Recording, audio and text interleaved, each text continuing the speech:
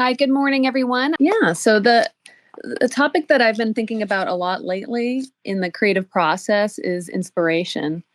And Joe, of course, you're welcome to chime in if this is a topic that you have thoughts on, because I think it's something that can be applied to almost anything we do, whether it's creative or just through our daily lives. And I've been inspired so much by the people on X. It's just been incredible as I expand my community here and meet new people. I've been finding it just so enlightening and being able to like see things and experience works and meet people that I would never in any other world have the opportunity to. So I'm just so grateful for that. And one of those things is when you see stuff that just kind of blows your mind or you never thought of or kind of twists your way of thinking about something, that spark of inspiration happens. And you can be like, oh, I can see the possibilities of how I could apply this to my work or whatever I'm doing.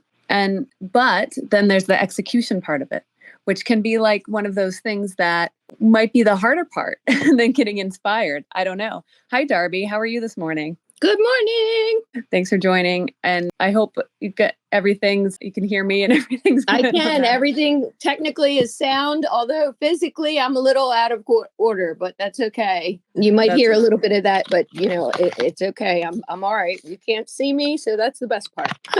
Yes. So thankful for spaces, especially on these morning ones when it's like, okay, I just want to do an easy start to the morning, or if it's chaotic, you don't want to have to worry about people seeing you. Exactly. Well, sometimes I wonder if they should see me in this manner, because then they might appreciate me when I get all dialed up. Right. So do you ever think about like what inspires you? And you do a lot of, beautiful jewelry. And is there sometimes do you have that spark of like, oh, I want to make a piece like this? Or is it more like just comes out of you without really thinking about it? I'm just curious. You're correct. A lot of times it is a spark, and I just start digging in and start saying, okay, well, I'm going to use these pieces today. What can I do with these? And then other times it's based on my customers. My customers will say, oh, can you add this to this? Or can you do this to this? And I'll be like, oh, I never thought about that. Let's try it. And then I have a panel of earrings a panel at one side that are all custom made, are all ones that people have asked me to make. And I can't tell you how many times people, when I show them this and I say, well, I've been asked to make these were custom, people buy them. So I'll make duplicates, and then that way they buy them too. So in a lot of ways, yeah, the inspiration is there.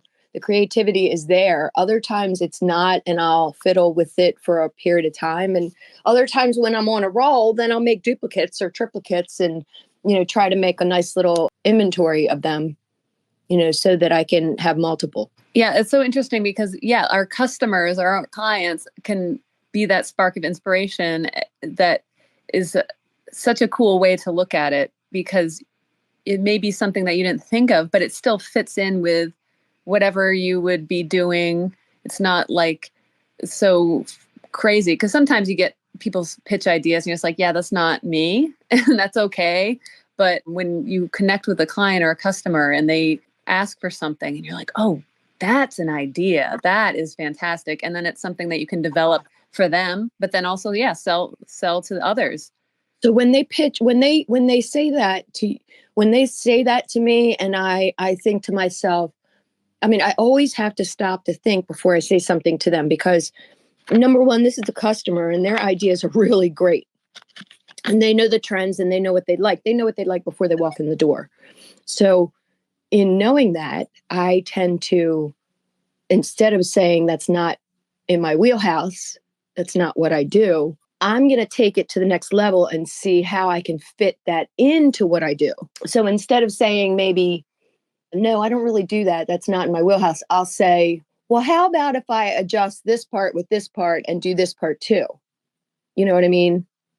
Or if I, so it becomes like a collaboration more. Yes. At that point. Yeah. Yeah, because love they're that. the ones that know the market, and they're the ones that we need to listen to in order to keep them. So in a lot of ways, it's free advice. Exactly. Yeah. Yeah. And right. And I was saying earlier, maybe it doesn't fit in with what you do, but yeah, I like your approach, kind of spinning it around, adapting it to something that you would be comfortable doing or something that fits your style or what you want to produce. And then bringing that back to the customer or client again. Entirely. And yeah. And they're probably open to that because they obviously like you as a creator. Yeah. So. And I'll say, come back the next time and I'll have it ready for you. Or come back the next time and we'll see if it's what you're looking for. Absolutely. And I saw some it draws them back in. I saw some people jump into the space. Welcome. Thank you for coming. I'd love to invite anyone who finds this conversation interesting or has some ideas on the topic of, we're talking about inspiration and turning that inspiration into producing something, or action, I say, inspiration to action. So if you have thoughts on this topic, please jump up, or if you want to take the conversation somewhere else. I love to see what people are creating and producing and putting out there. So this is also a space where you can share something new if you want to. So please request to speak. And I see Manchester Makerspace down there, who is a local makerspace to my area in New Hampshire. And they have these spots around the state. And I'm sure other states have these. And it's just if you look into this in your area, these places are fantastic resources for local artists, local creators, local makers, people building things, and then just as a networking opportunity as well. So I just wanted to do a little name drop for them out there. And we'll get back to the conversation here, Darby. Sorry for that interruption. Well, I see Melly, and I see Dave, and I see Manchester, and Whatsy, and Hatham. Hi, guys. Welcome. Great. So I love this example of someone coming to you for an idea, concept for earrings, and the process that you go through to make it a collaboration.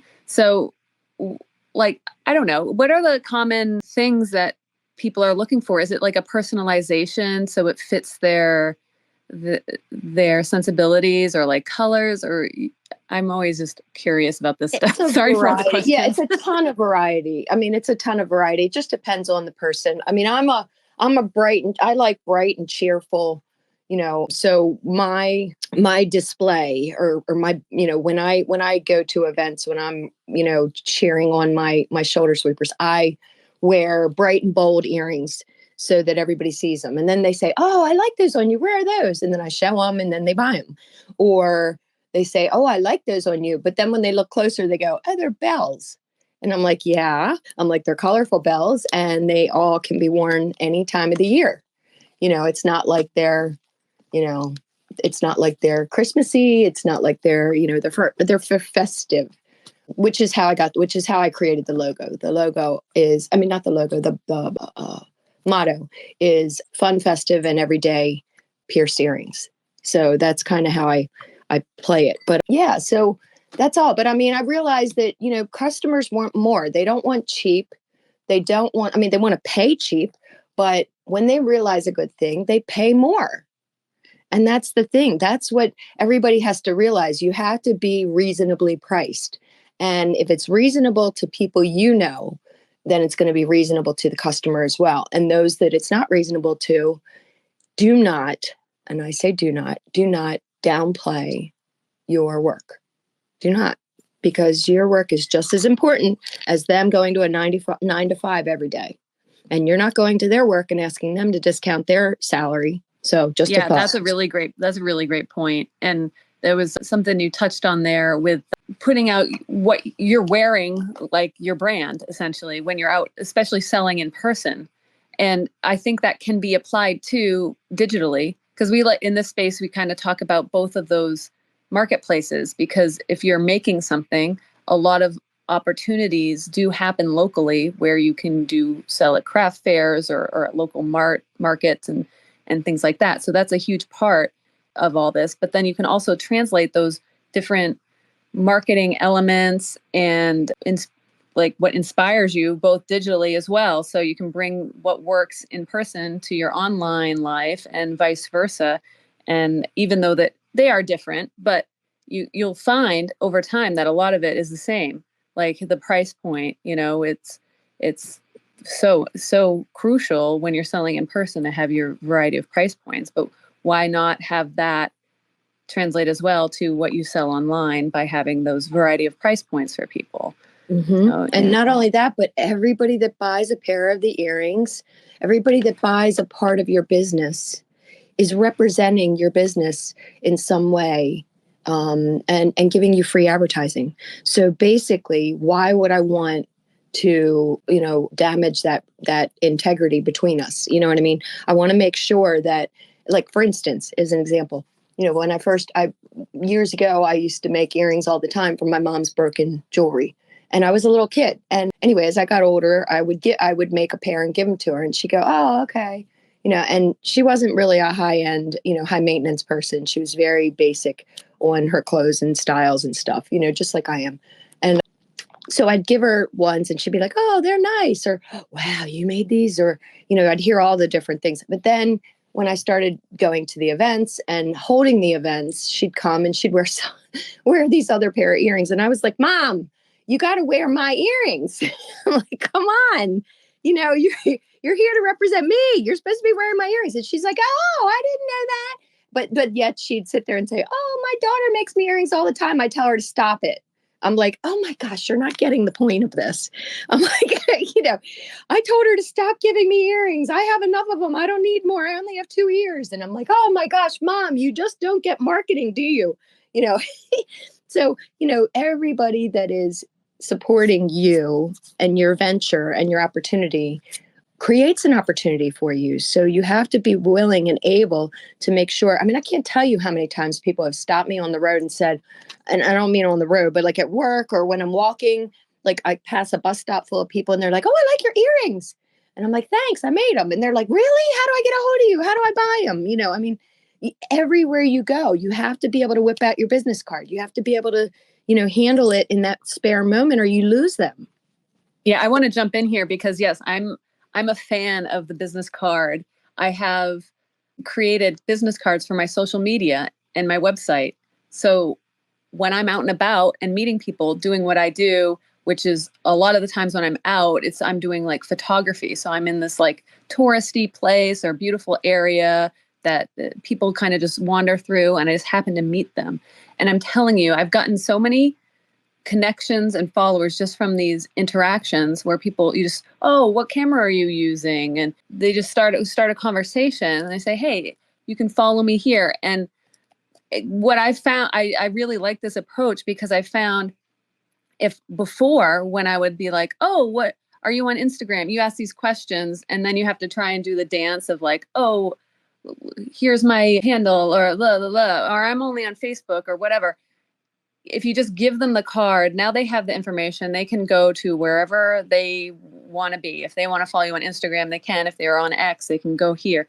Or if they're not on anything, they can just go to your website. So I'm always a big proponent of having a website for those people that just aren't on social media that you meet.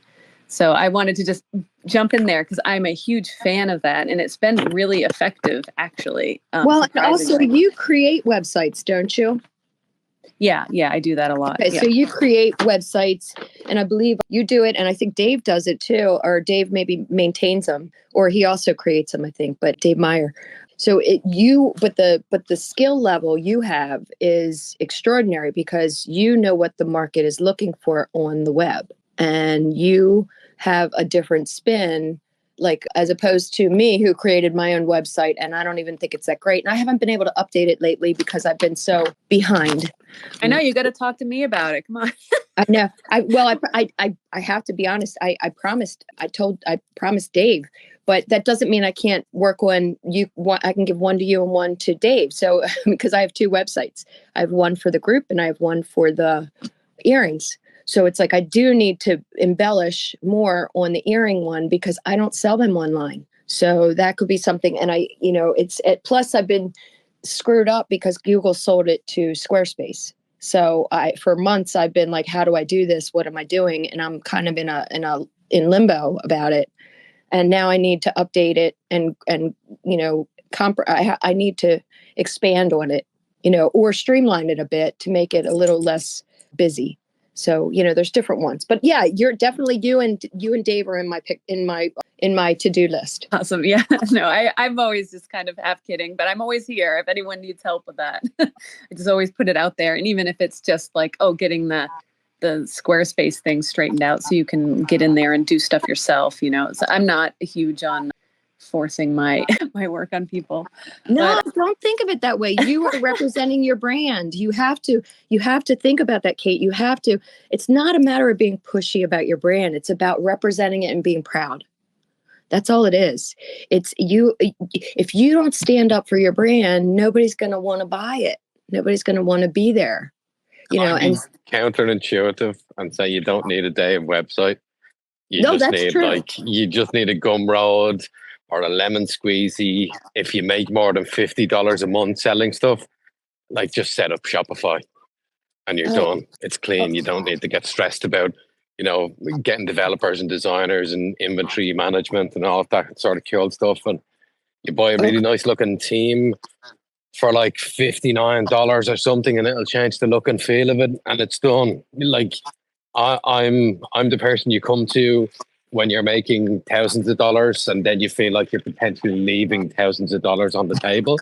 But I'm not there to take money from businesses when that money is already scarce and it's important, and you're just figuring out if you have a business. Lots of tools out there that are really simple and straightforward. Like for me, even when I started on X, selling stuff, I have stuff on Gumroad, I have stuff on Lemon Squeezy. I build custom websites, with courses and shops and all of that sort of stuff.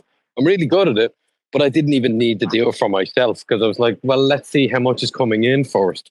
Does it warrant that investment of thousands, or even does it warrant the investment of time? Because, even if you're working with a web designer, you're going to have to spend time backwards and forwards, and really, a business doesn't live and die by how shiny a website is.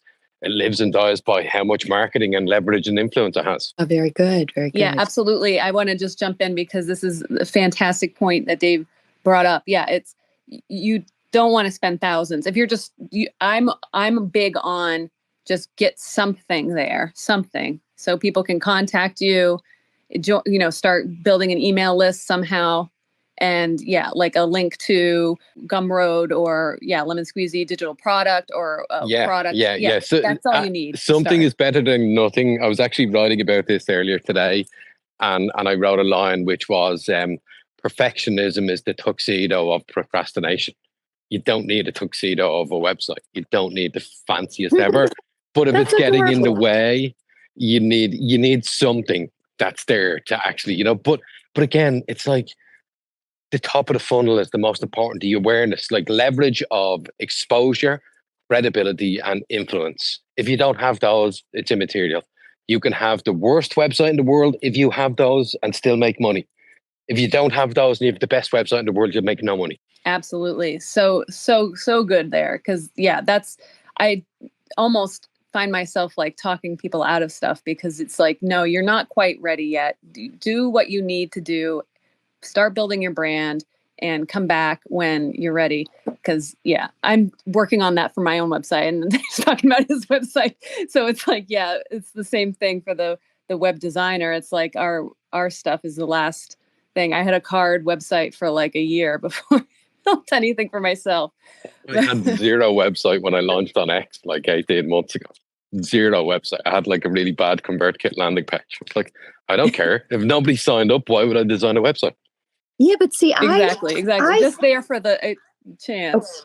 I bought the domain many years ago. In fact, I bought the earring domain many years ago, and I held on to it for so long, and then I realized nobody knew, because what I did was I held on to it to prevent people from stealing my names, because every time I create a name for something, everybody steals it, and they're usually really good names. So then when I created the vendor members group brand, then I ended up buying that website and sat on it for about a year. And, because I knew people would be confused about it until COVID hit. And then I sat on it again, and then I ended up implementing it there's lots of names, there's lots of names that are really bad names. Google doesn't pay as much attention to the names now as it does to the content and every time I've done lots of training with Google in person, and every time I've done it, they're like, we follow the people. Like, even though our systems may be dumb, we'll get smarter. If like I've a friend of mine, he wrote some article and it went viral. He had a really bad website. It wasn't good from SEO. It wasn't a good name. His website went crazy. He got lots of business because something else, the people started going there. And if the people, like, Google's watching that search every time. It doesn't mean if they go to the first one, it's correct. Like, if they go to the first one and it doesn't provide what they want and they come back in 30 seconds, Google puts a black mark against that person and said, you're not relevant. I think relevance is the most important part. But I get what you're saying, you know, the domains. That's why I have like focusfuel.email, because somebody owns focusfuel.com. But really, does it matter in the grand scheme of things? Because I'm not trying to optimize for Google. I'm trying to optimize for people on a social platform and the links in my bio. It's not that you're going to search for it. But I've always been number one in the search rankings until recently when they sold it to Squarespace. And I'm like, crap, now what do I do?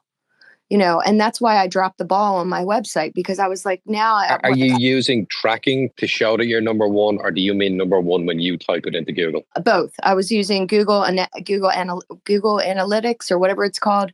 And then I was also checking on, I think it was LinkedIn. And see, even LinkedIn, I don't get that much promotability on LinkedIn. Well, Google selling to Squarespace should have no impact whatsoever unless something broke inside Squarespace. I've had clients and friends who had Google domains and moved over. They're like, that's kind of like just like they're handling the deed to the house. Well, that's all they're handling. It shouldn't mean that the house falls down when somebody transfers the deed to somebody else.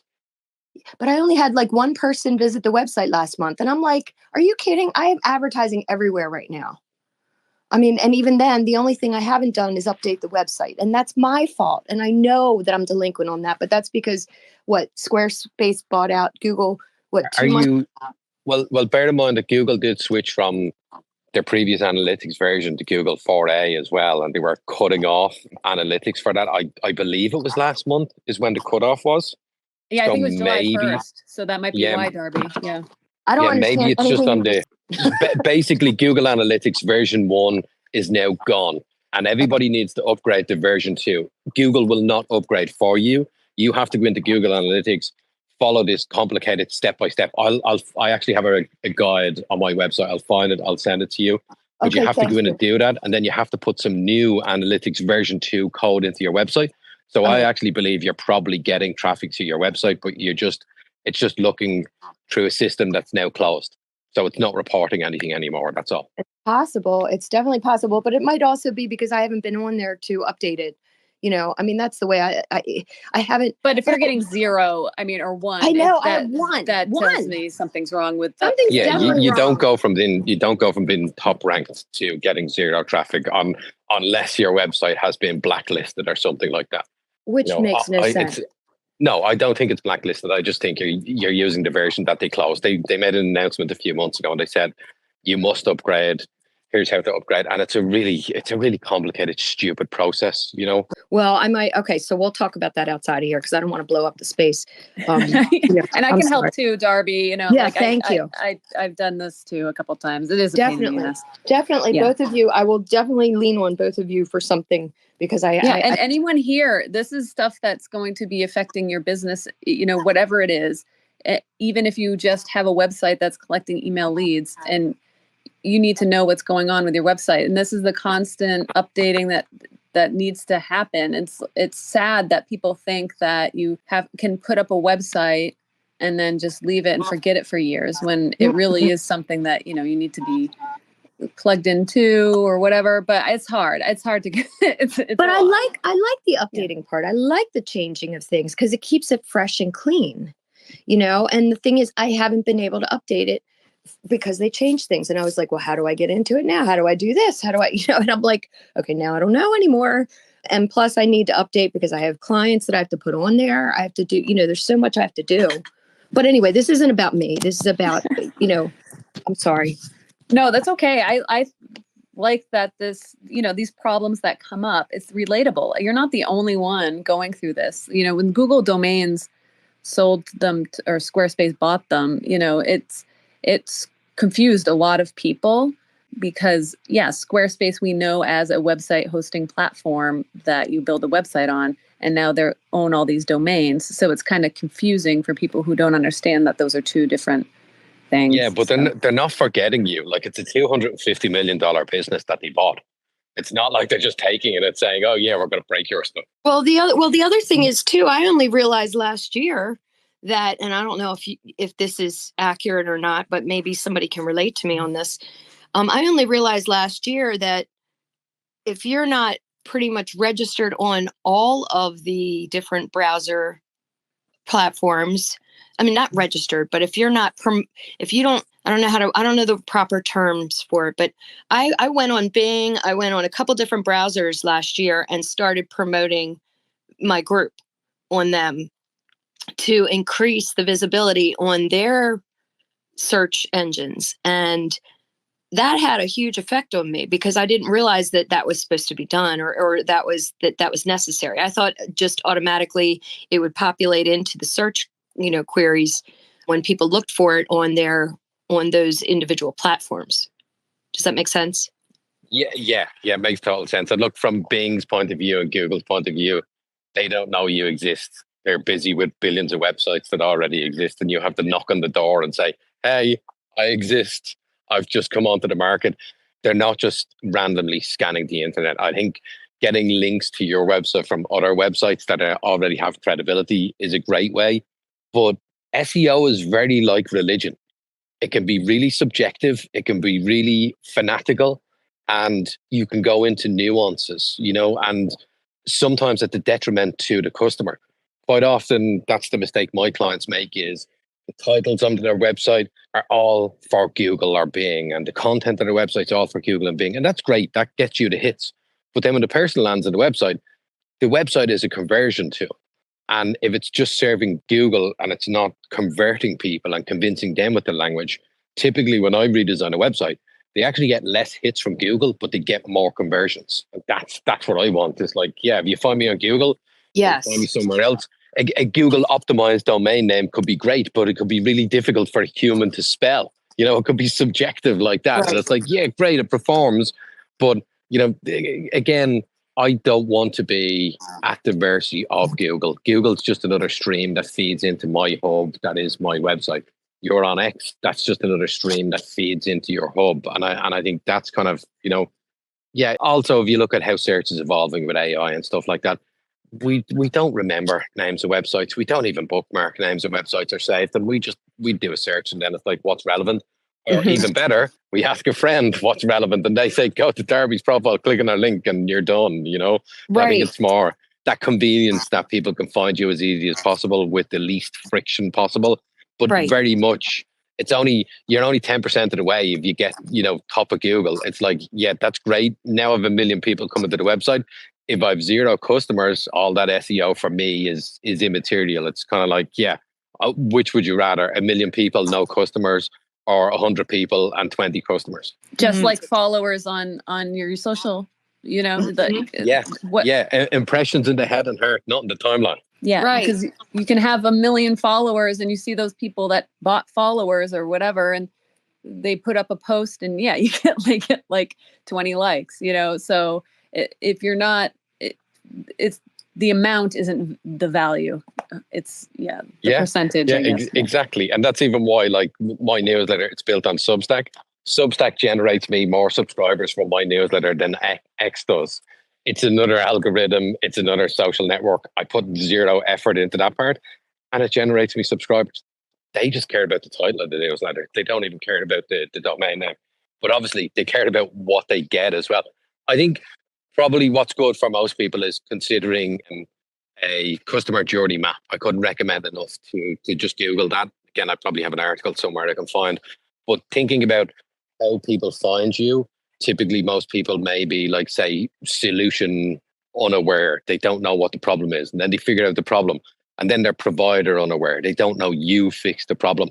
But they come in at different stages. So say your social media content may be educating them on the problem of the solution. And then your website educates them on you as the provider as well. But I think even utilizing past customers, following up with them, getting Google reviews, getting social reviews, asking them for recommendations or referrals, giving them a coupon code to share All with of somebody that. else. Yeah. All Yeah. of it. Yeah. Like you've already got a customer. That's hard work. Why try to do all the hard work again instead of maximizing the lifetime value of that individual? No, you just got to stay relevant in their face, you know. And I hope everyone in here is following Dave, because he's dropping, like, I'm writing notes down. I know all this stuff, you know, part of it. I'm always learning too. And the things that he's saying are all vital. Like I want to get to Substack. I want to get back to that. But the customer map, he just like is talking so fast, and this says customer map and it just keeps going.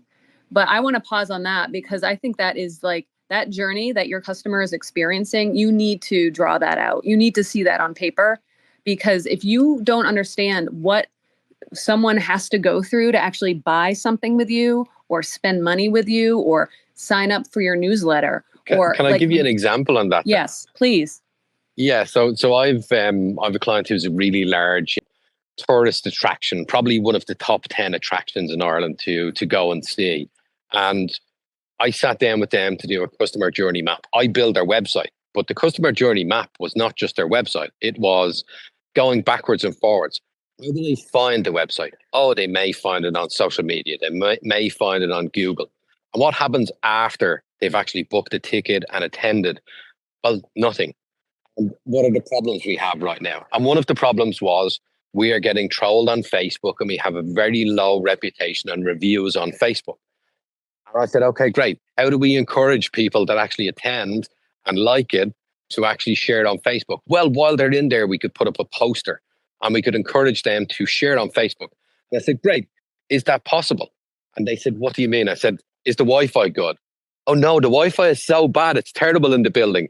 And I said, well, then we're not empowering people, are we? They changed the Wi-Fi in the building. They spent a lot of money on this and they changed the Wi-Fi. It changed their social media. A few posters, some Wi-Fi, and then people start to share stuff because they were encouraged and empowered to do that.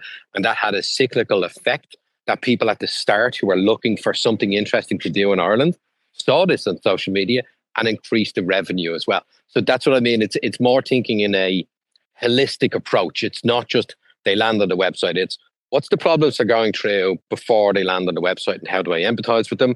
And then after the website, what's the opportunities that I'm not taking advantage of? How am I incentivizing or encouraging my network to grow my network instead of me just being the only hamster on the wheel? Yeah, so perfect. And I love the idea of that, something as simple as a sign, and then the obvious solution of fixing the problem of people being able to follow through with that call to action. You know, if there's something that's just, you're nudging someone to do something, you're going to have people who want to do it. It's the same as my newsletter. My newsletter will say, if you like this newsletter, please share this with people. Well, that in theory works, but I went further to empower people.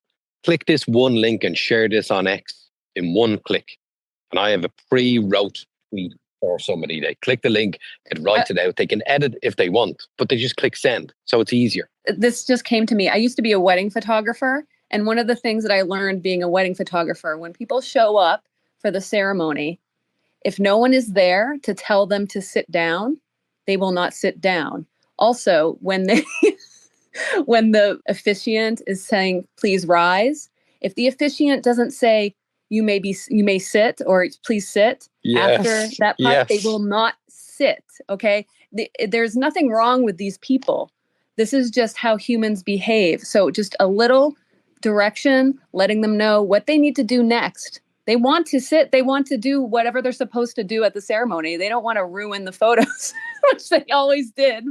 But they just want to do what they're supposed to do. And if you don't tell them, a lot of them are just going to float along with whatever the crowd's doing. Yep. So funny. Yeah. So this has just been a fantastic conversation. I love that we kind of veered off into how a website and tying it into what we sell and do in the real world, tying it all together to make the experience better for our customers, tying it into our social media. It all has to be cohesive and work together if you can. You know, it's not something you just set up tomorrow, but you just kind of slowly chip away at it, figure out where you need to make the improvements, what's going to be the most effective improvements that you can do. So Hold on one right. second. I want to reset the space a bit. If you're in the space and you're learning something vital and you want to jot it down in the purple pill in the bottom right corner, please go to the purple pill and jot it down in the comments of the space and the post, and then repost the space or quote the space or bookmark the space and like the space so that we can get more people in here to discuss and to have a nice round robin of a collection of thoughts pertaining to the subject. So thank you. Please follow the host and the co-host and everybody on the space, and we can proceed further. So thank you. Yeah, well, Dave is up here. I'd love to know, because we were talking about inspiration and taking what inspires us and then putting that into whatever creative endeavor we're in. Do you have a thought process behind that, or do you just go with what happens or what's in front of you at the time? I'm curious if you have an answer for that. Yeah. When it comes to creativity, there's certain stuff in my day that must be done. So that's fine. And I look at the kind of top and tail of what must be done, even if it's creative, and look at what I need to do before that to maybe get me into that right mindset, and also what I need to do afterwards to recharge. But creativity in general, what I like to do when it's not a must be done is I like to use my emotions and go with them. I think quite often we fight our emotions, and I'm much more into funneling my emotions. So I put a tweet out today which said, the hustle gurus are talking shit. And, I went slightly hard on them because I was looking at stuff recently and people are like, you just have to fake it till you make it. And I'm like, you got me so angry. That's not the way to do stuff. That really annoys me. You're doing detrimentally bad stuff to new people in business. So I don't fight that and say, I have to be positive Dave all of the time. But likewise, I don't have to be angry Dave either.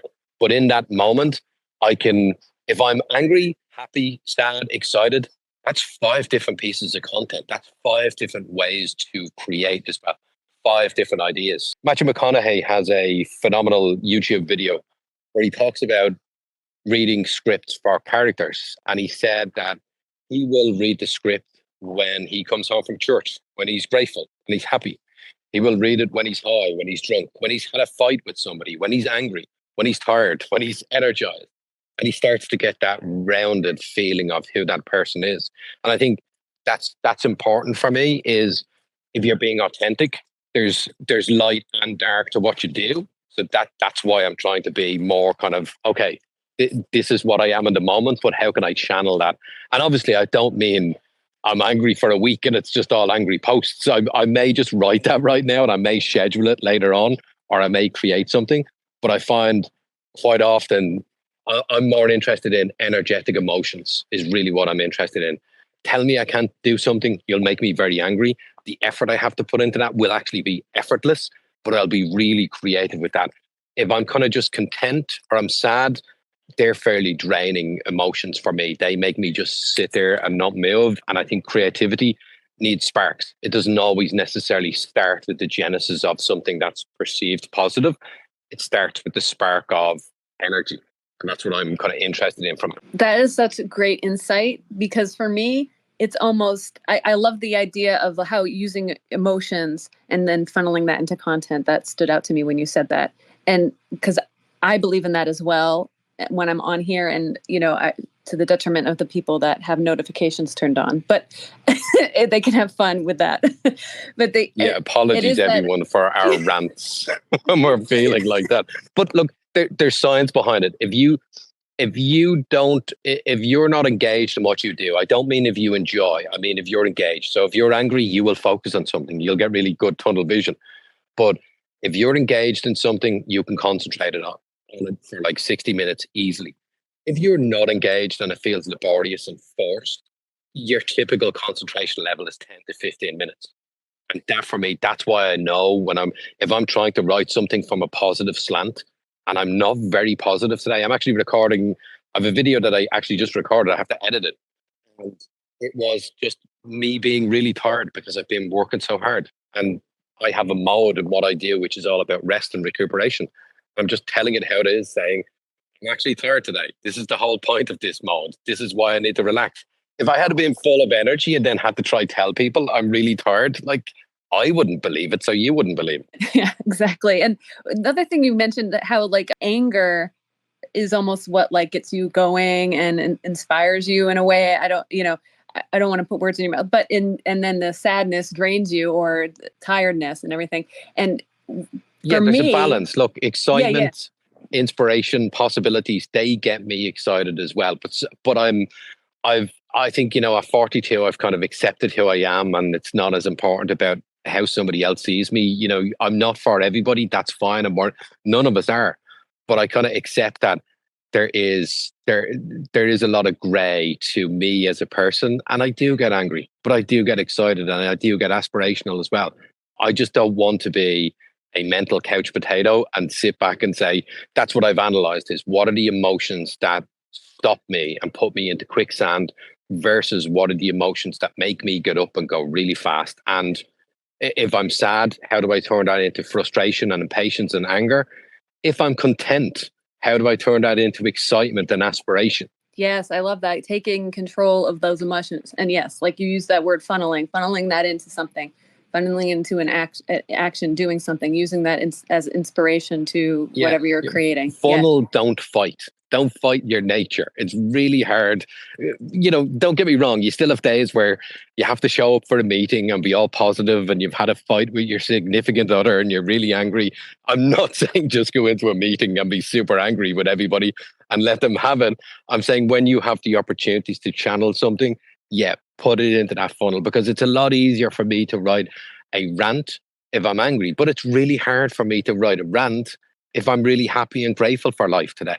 And that should be a positive piece that I create that day. That should be something that is aspirational. Yeah, and that's such a great point. Like, you can't be like, okay, today's my rant day, I'm going to post my rant, and people see through that every second. No, but you can write your rant while you're angry and schedule it next week. Maybe space your rants out so people are not like, oh, Dave's having a bad week. Yeah, that's a good point too. You don't need 3 rants a day. Maybe keep it to 1 or 2. Oh, that's funny. But so for you, like, those emotions that get you inspired or motivated, and to me, it was just like, oh, I'm the flip of the coin. So when I see something that's a little bit depressing, I hate to say that word, but like artwork that has that sad vibe to it, I don't know, that's something that just like gets me fired up and gets me inspired. And it's just, so you have to, whoever you are, you have to find what those emotions are that drive whatever it is that you're creating and get that spark. I agree. And I think it's important, we want to be balanced individuals. You don't want to feed into some sides of it too much. I'm not trying to feed in and create anger in myself. I'm just like, anger will sometimes arrive. And instead of me being hard on myself and, slapping myself in the back and saying, why are you angry? I'm like, nothing I can do about being angry right now. I am. That's it, and then it's like, well, what's the positive of the anger? That's what I mean. I don't encourage anger, but anger happens in life.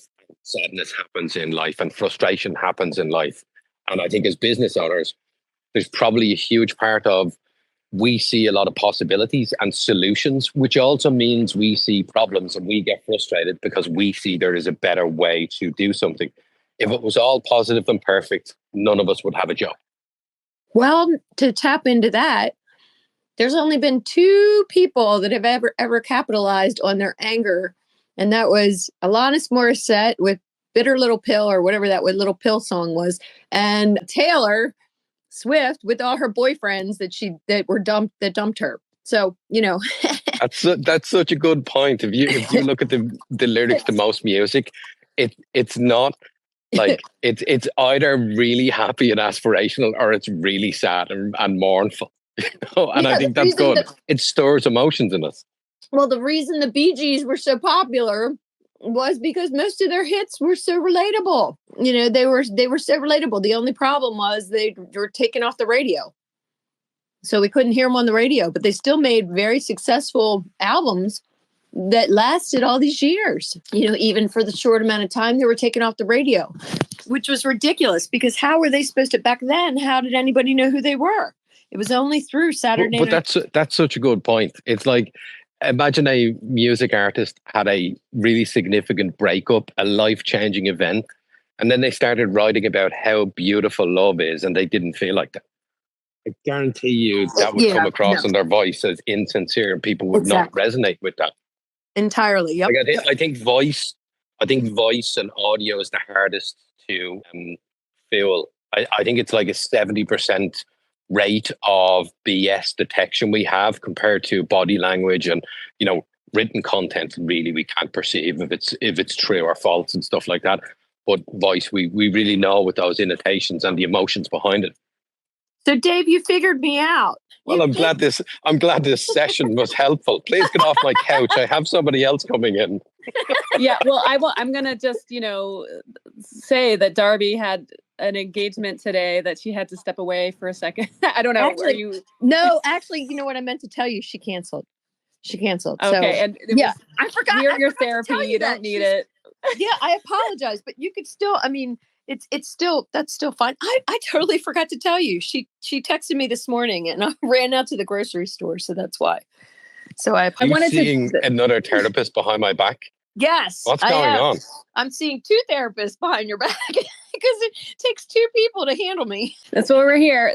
And that I want to just put all this, something else that popped into my head. I want to just bring back the idea of like, are you on social media or in real life or on your website or whatever? Are you a brand, like a logo?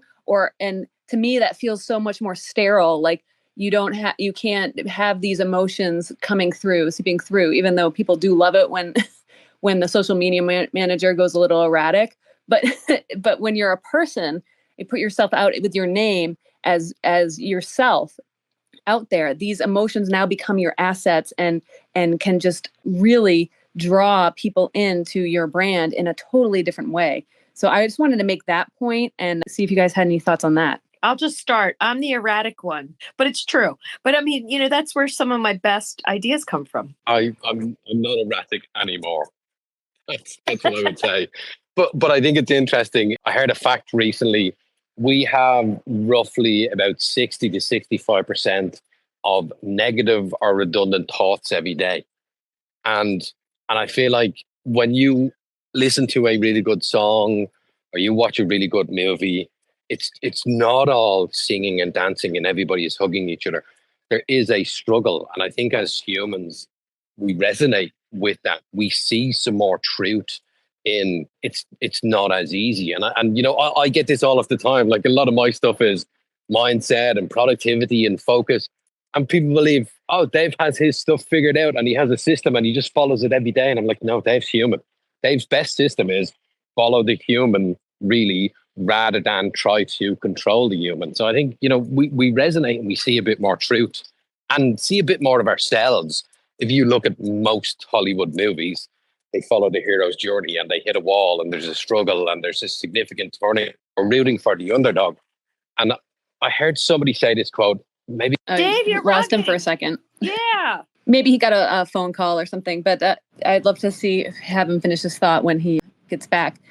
But I wanted to get back to his Substack at some point too, because I think that when he was talking about blogging and writing articles, that reaches a whole nother audience and another way to bring people in, and how I think that's underutilized for creatives, especially people that make things, because their process is everything. It's this knowledge, this craft that they do. It's so valuable, that information, and just sharing that with others, I think is so powerful. And Darby, have you ever thought of doing something like that with your creative, like your jewelry making?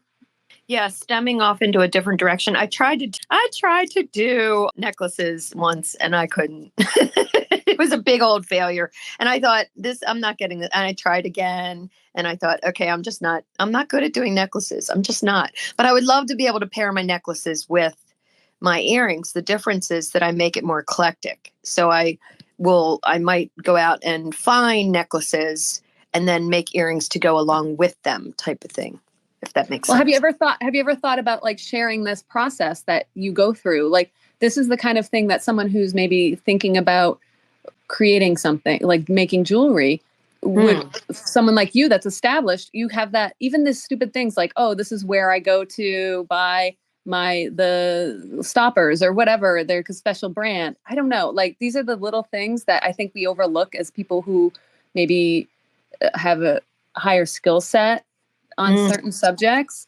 sharing that information at the very basic level. And well, I did it one time. There was one, I mean, I have no problem advising or sharing my information, but I will tell you, I did it one time and I regretted it. And it was the worst thing ever for me to sit there and this kid was like, "Oh, these are really beautiful. How do you do this?" And I was like, "Oh, okay." And I was like, so there was no one around that was buying anything. And it was like a light traveled show.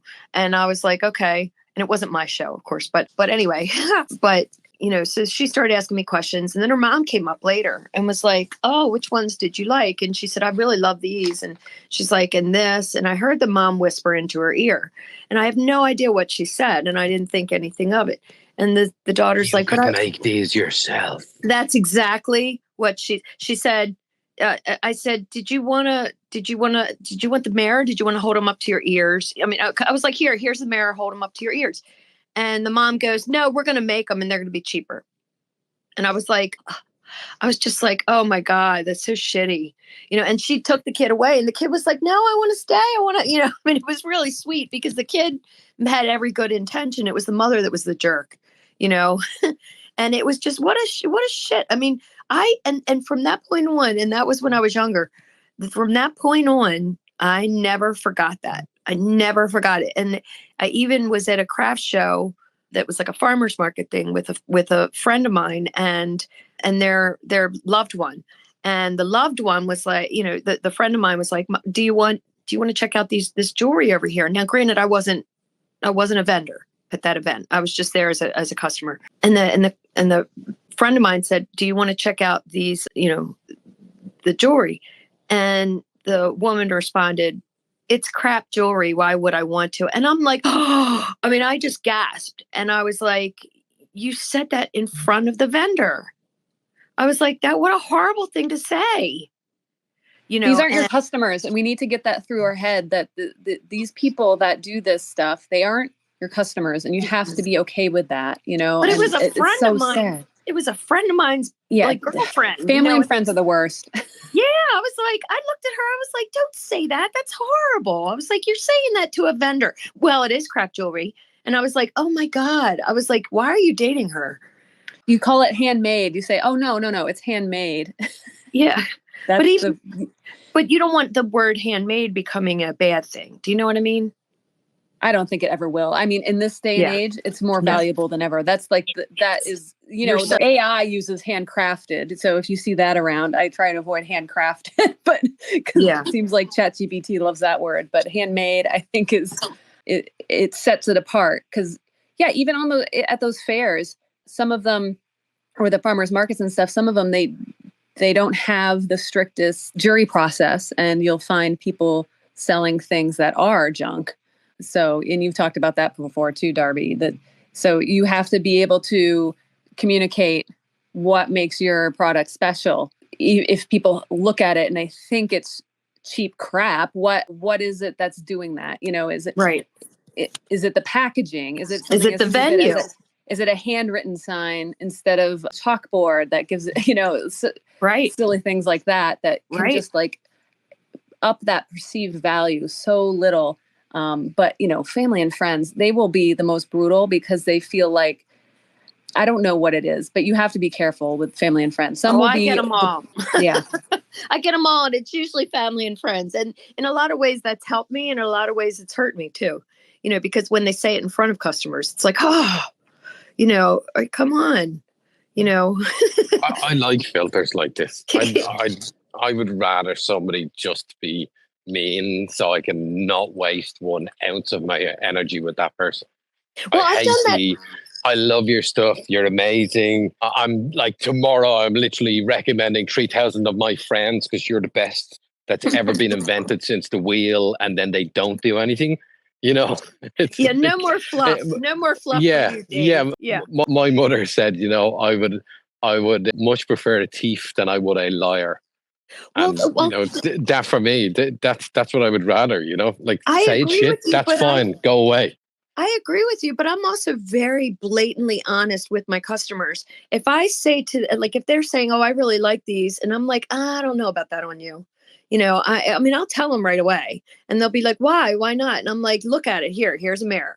And I'm like, I think these would do better for you. Or I'll be like, if they start. Yeah, I get the same. That's Yeah. the difficulty with creativity and design is it's quite subjective to the individual. Mhm. And I'm like, here's my opinion, but here's two other options. You choose. You're a grown adult. You got to this meeting without getting run over by a car. You can decide. Well, that's smart. Actually, doing the two other. I don't want to be Dave, the guy that makes you feel dumb. I don't want to be, oh, you should not have picked that. It's like, yeah, there's also these options. If you like that, of course, that's your choice. Even if I think those earrings look terrible on you, you could think they're the most amazing and it could change your life. Yeah, but I don't want them to buy, like, it's just like this one lady said, "I don't know if I should buy these. I don't know if I should buy these. I don't know." And I said, "Then don't buy them. Don't buy them." I said, I would rather you buy them if you were sold on them. If you are set 100% on those and you absolutely love them. I said, what's the point of buying them and having them sit in your jewelry box? Because you're not going to like them when you get them home. You're gonna talk yourself out of it. So don't buy them. Well, Darby, I'm going to just jump in here because typically in sales, when someone has an objection, see, if she didn't want them, she would just walk away. So she has an objection. That means she wants to know more. That means she wants to have a conversation. She wants to know about your process. She wants to know why these are special, these are unique. And that's either because you're not communicating that. And I'm not saying you, I mean, just in general, the general you, us, aren't communicating that clearly, or we need to work on our our skills talking to people in a way so that they feel comfortable saying yes, because that wasn't a no and it wasn't a yes either. She was in that gray zone in between. So that's my interpretation of that encounter. Yeah. Well, the only difference is, though, if I have 3 other people that are waiting to buy something and she's dawdling and she's the first person I've been dealing with and I can't get away from her to help everybody else, then I'm going to say to her, and she keeps, pulling me back in when I go to the other people, I would like to work, I'd like her to buy these only if she's happy with them. I don't want her to buy them just because she feels like she has to buy them, and the thing is, I go through the same spiel every time somebody comes up. I'm like, these are my earrings. I make them, they're different prices. The prices range from this to this. I'm like, I use sterling silver hooks. The quality is very unique and very genuine. I just go through everything. We take credit cards and I can give you the next event I'm going to too. I do the same spiel over and over and over and over till I'm blue in the face, to the point where my mom and my aunt can recite it all the time, but then they freeze when I'm not around.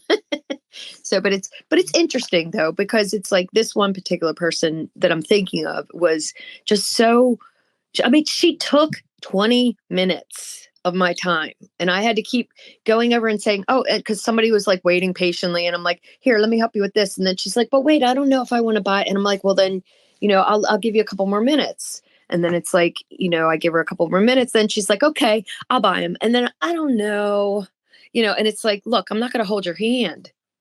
I don't have time for this. You either buy them because you know what I really like about footfall business when you have that kind of traffic from people is you get to play and experiment really, really quickly.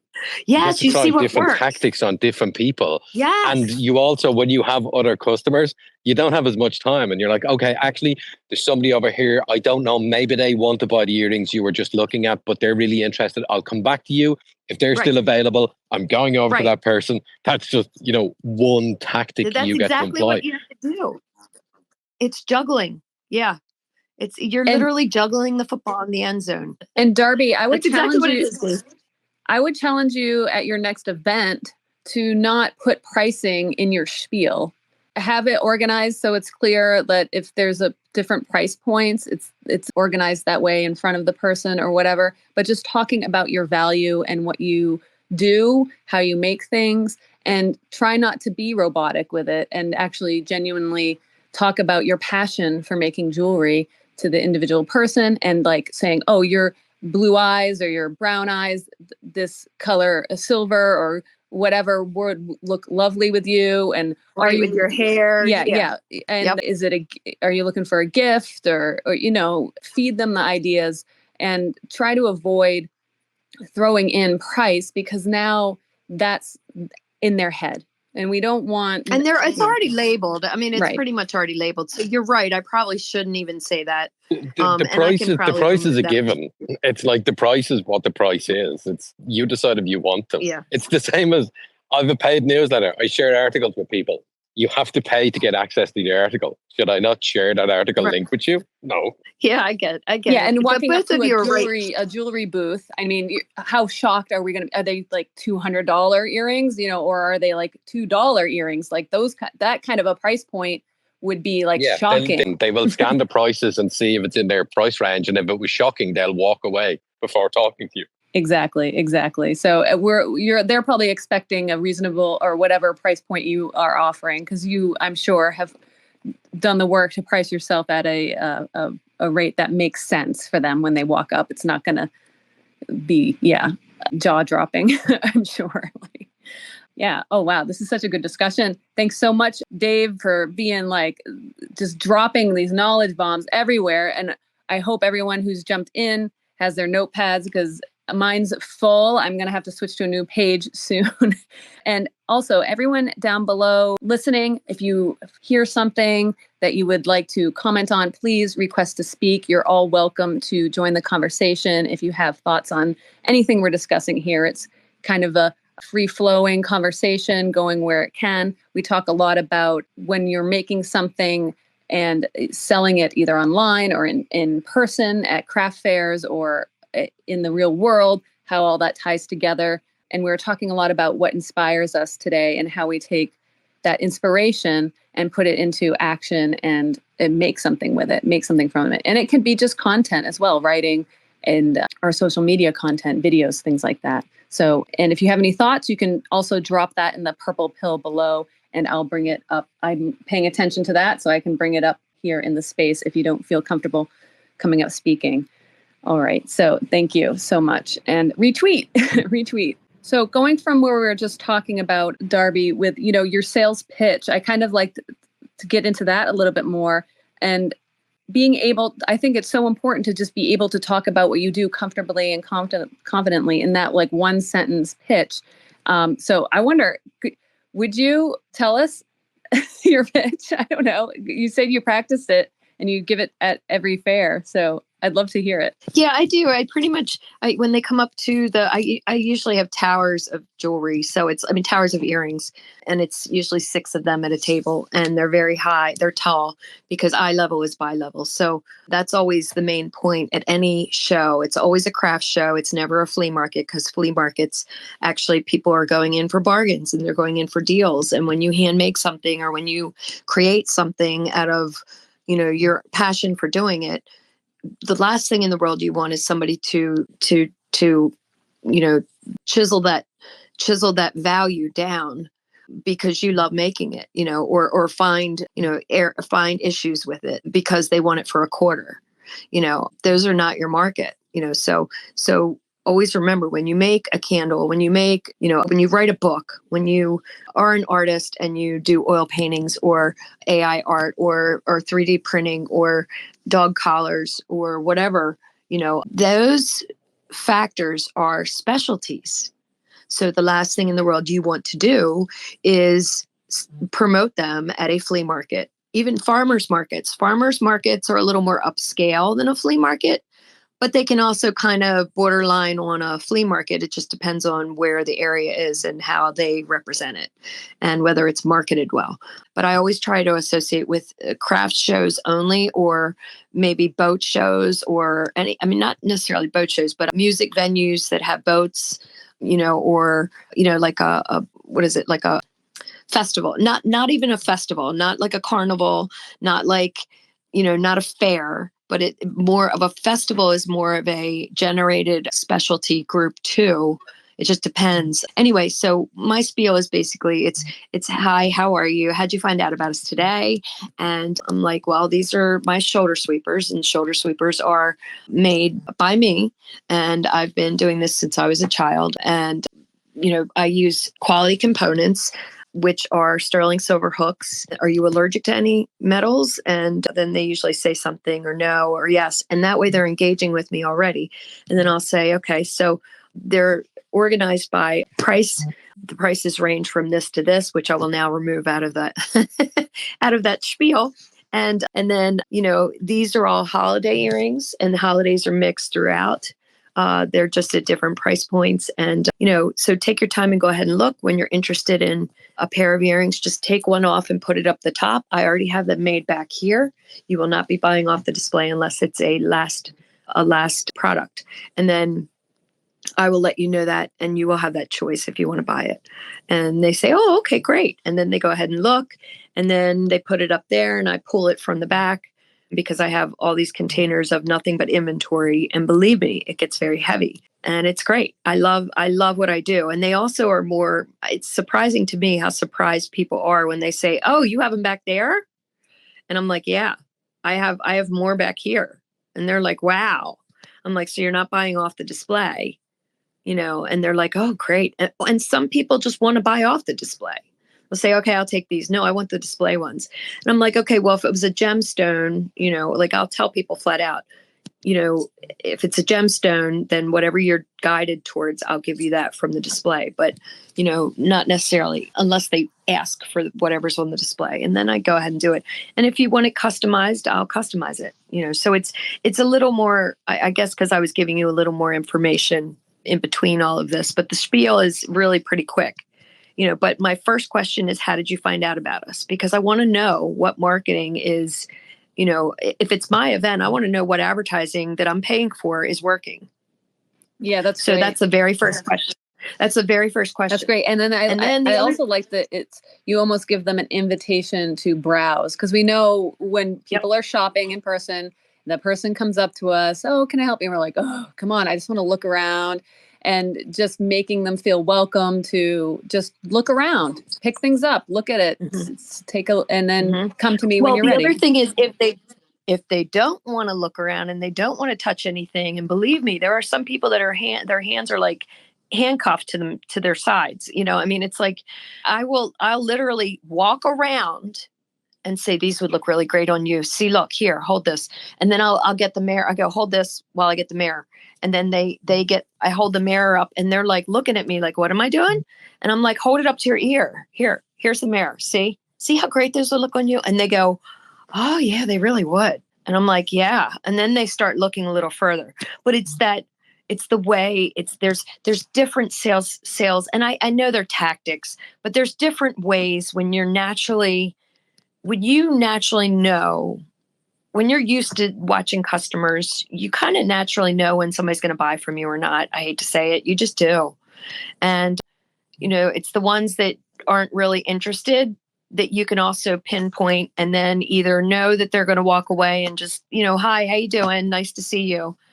Come back when you're done, checking everybody else out, type of thing. Or there's the ones that kind of linger far away from your table, but they stand there.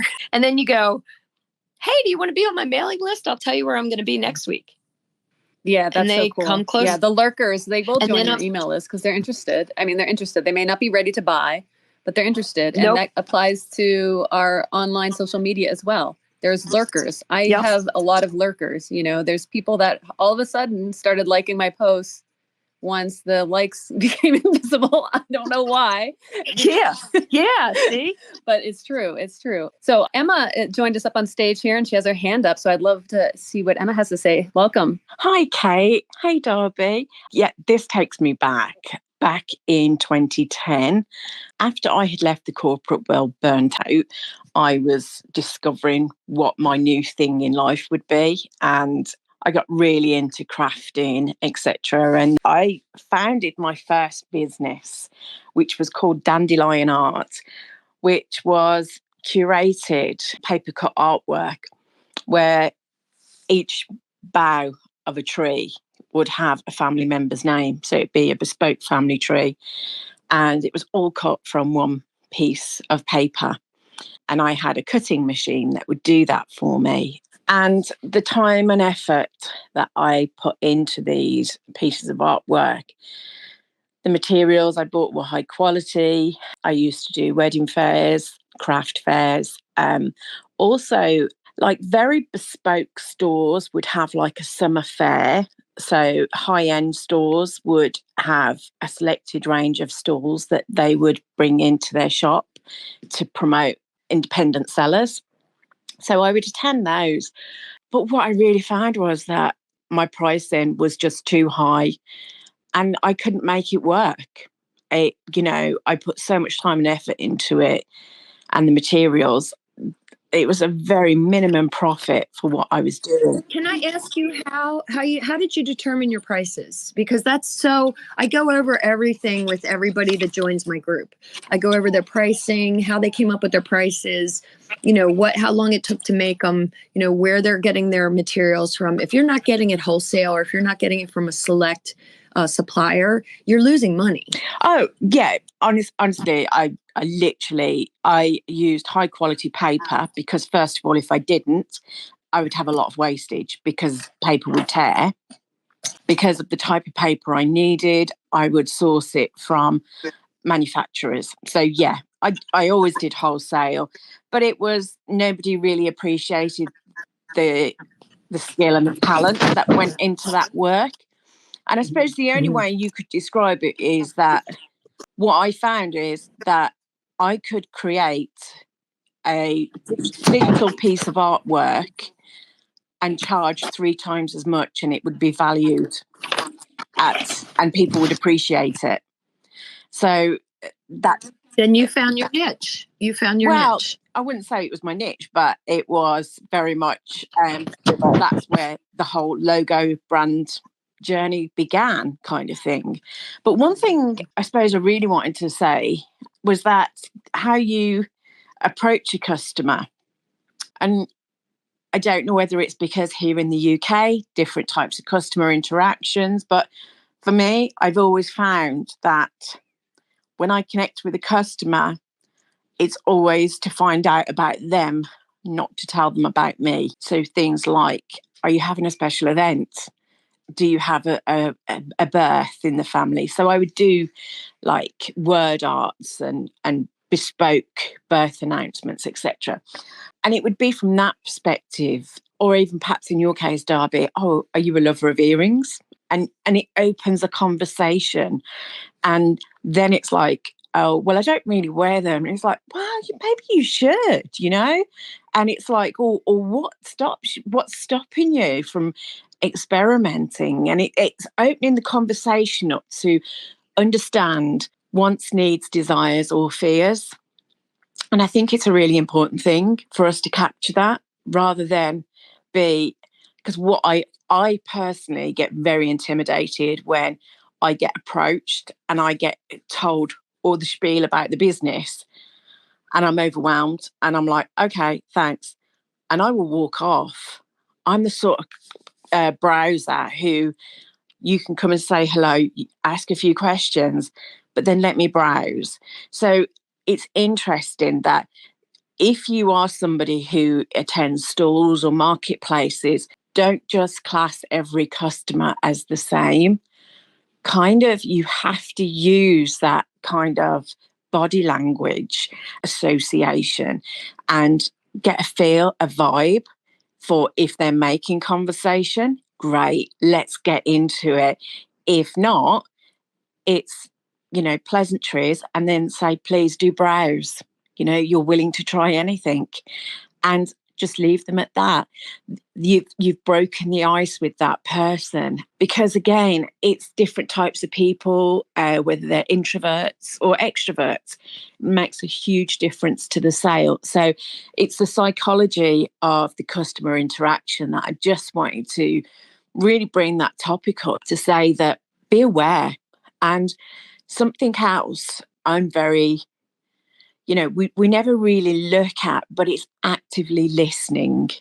So actively listening is when you're not just listening to the words, but you're also taking into account the emotions of how those words are being expressed, because sometimes how those words are expressed tells us more about the words that are spoken. So yeah, that was just something I wanted to share with you all. That's fantastic. And really, yeah, I'm glad she brought that up, because with all due respect, and Cate, I'm sorry, I didn't mean to interrupt you. With all due respect, you're right. You're entirely right. And the thing is, maybe because I've been doing this for so long that I left out a couple things because they're natural to me. And that is the possibility. For instance, when I say to someone, how did you find out about us? Automatically, I'm getting a feel for how open they are, whether they're open to learning, whether they're, because all these people that are coming into this event are craft seekers. So they're already there for the same purpose. And if I've seen them before, chances are I'll say, oh, you've been here before. And they'll be like, oh, you remember me? Yeah, you've come a couple times or whatever. But there's a difference. I mean, there was a guy that went to an event years ago, and it was, I think, 2019. And I said to him, oh, I remember you from the St. Ursula event. And he said, what? And I said, you came to the St. Ursula event and you signed up to be on my mailing list. And I said, and I wasn't able to get a hold of you. He said, how do you remember that? And I said, I'll tell you how I remember it. I go back into my little book and I flip it back open and I go, oh, your name's Patrick. And he's like, your name is like an Irish name and I cannot remember what it is. And I said, Darby. And he said, yeah, that's it. I said, you never bought anything from me. I said, but you wanted to be on the mailing list. And he was so dumbfounded that I remembered him. And it's true, because I tend to remember faces and I remember names last. I very rarely do I remember the names, but I'll remember the event that I saw them a lot of times. And I'll remember if I've seen them more than once. The only problem with that is I have worked so many very public events on a regular basis, whether it was selling credit cards or loans or, different, golf tournaments and stuff like that, or even, working downtown like I do, that I can't figure out sometimes where that is. Like I'll remember the moment, but I can't remember where that function was. And then I'm sitting there going, I know you. And then they don't like that. But yeah, you're right. I am eyeing up somebody and I'm looking at their body language and I'm determining whether they're going to be open to talking about themselves or whether they're not. And a lot of people want to linger and tell me about themselves. So if they are really interested, they start. By me not imposing on them by asking those questions, it almost like the only question that I ask that's neutral is, how'd you find out about us? And they're okay and willing to share that part. It's when I start asking another question about, what type of earrings are you looking for? Or are you looking for a gift today? Or the yes and no questions. I don't like asking yes or no questions because people are so quick to move on real quickly. So therefore, instead, I tell them a little bit about what I'm offering, and then they either take it or leave it. And if they take it, they'll start spinning the displays. And if they don't take it, then I come out from behind the table and I'll be like, so, let's see, these would look really good on you. In fact, they match your outfit or whatever. And then they kind of get a gist for it. And I'm like, here, hold this. And then here's the mirror. And I'm like, here, put that up to your ear. Here's the mirror. And when they do it, they'll say, a lot of them will say, oh, I like these, or I don't like these, or do you have anything more blah? And then they'll say, you know what? Let me look at everything else and I'll come back. And they always come back. And very rarely do they not come back.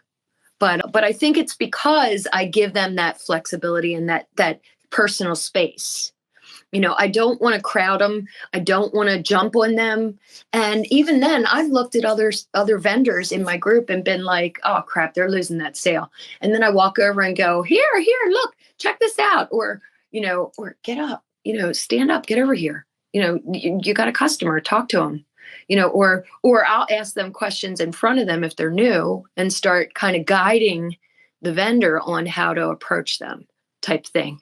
And then they sit there and get a sale. And then they're like, how did you do that? And I'm like, well, let me show you. And there's so many different sales tactics that I've learned over the years that they come natural to me. And they're not even tactics to me. It's just a natural flow. When you're in the moment, you just kind of all of a sudden, well, you know what? It's okay. If you don't, if they're, if they're not for you, they're not for you, And then they go, well, I didn't say that. I didn't say they weren't for me. Well, I just indifferenced you and I didn't mean to, I mean, there's just different methods of doing it. And some people are hands off and don't talk to the customers. And that drives me crazy. You cannot just let a customer stand there.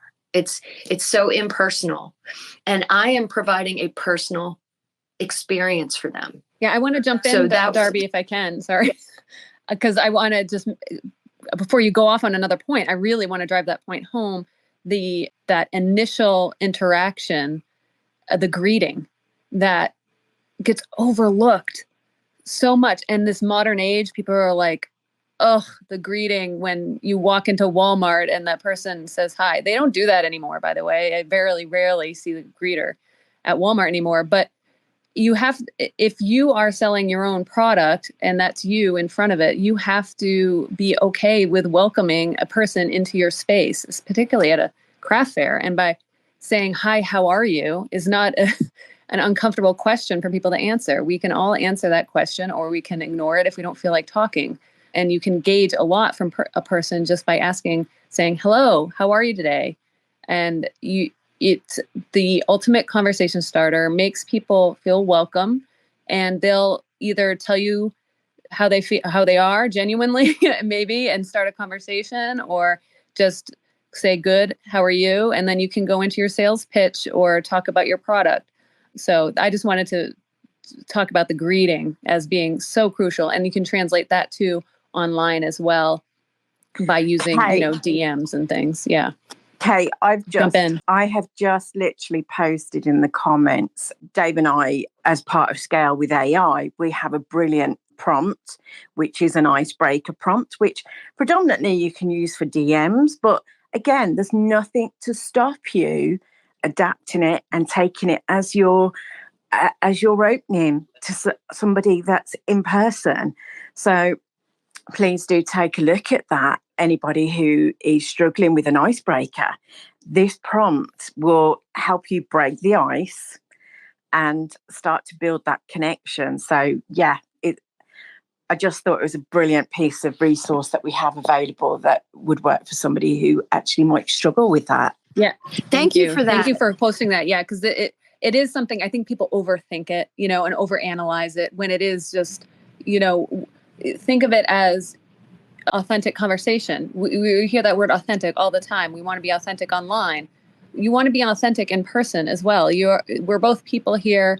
I like it when someone says my hair looks nice. I like it when when someone says, oh, these earrings would look good on you. Even though I don't wear earrings, I would still enjoy that experience. And so don't think that the person that you're looking at is different than you because you're in the sales situation. So I love that. Thank you for sharing that, Emma. Sorry, Darby, go ahead. Finish your thought. I interrupted you. No, I don't remember what it was. Perfect. Sorry. Yeah, we were just talking about that conversation that you're having with the customers, and you gave a lot of really good insight in there. And I think a lot of people can maybe confuse it as, oh, I don't sell at crafts fairs, so this doesn't apply to me. But if you're not tying in together how you interact with the world, like even in the supermarket, or, like Darby wears her earrings. If she only sold them online and she's in the supermarket and the cashier complimented them, that's an opportunity there. It happens all around us. And these opportunities happen in person. They also happen online when we're on social media and what we put out on our websites and what we decide to share about ourselves and what we do. So I just wanted to just tie that all in together, see how it's relevant for everyone here listening, whether you make something physical or you're making content or whatever it is.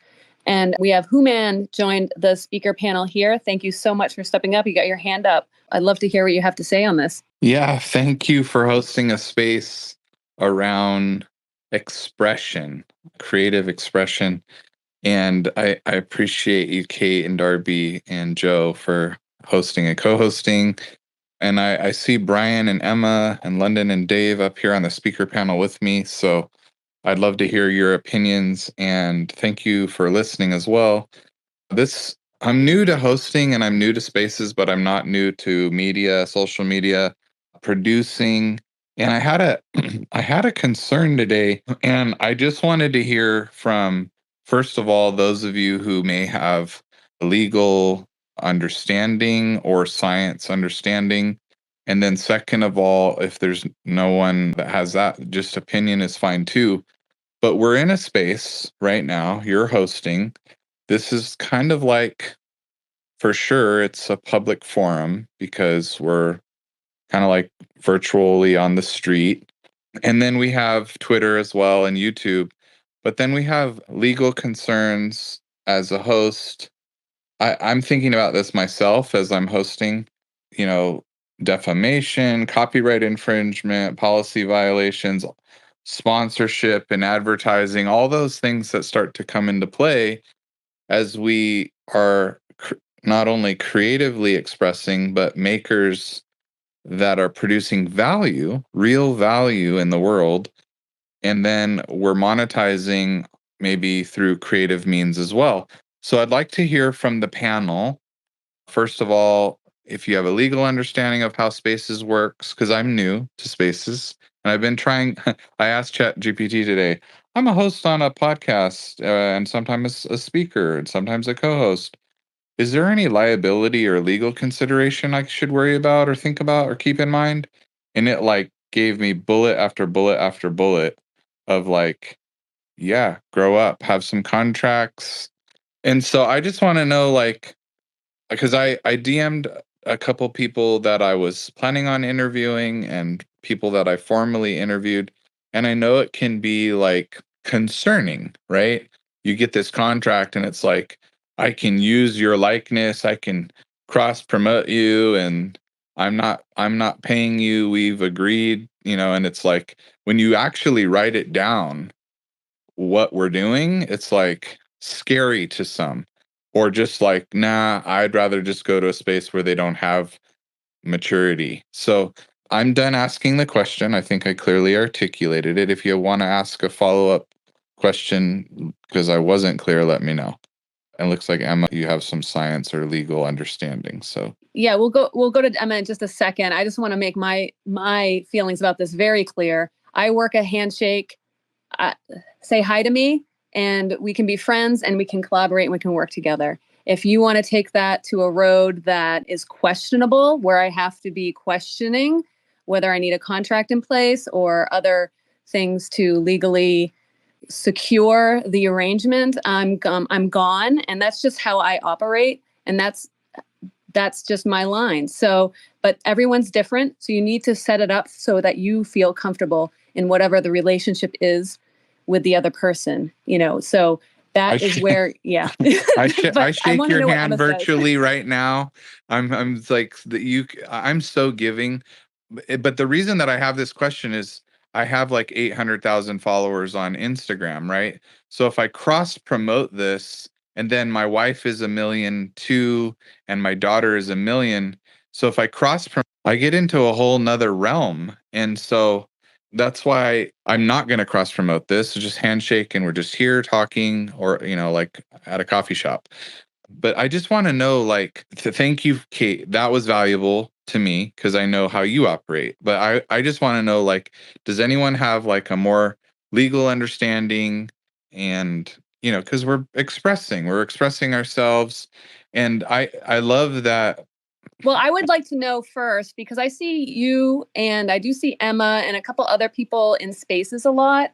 And I'm just wondering if you two have an arrangement that you bring to the Spaces where you're like, okay, I'm going to ask this question and then you're going to present the answer. And you can answer that however you want. I'm not concerned either way. I'm just curious.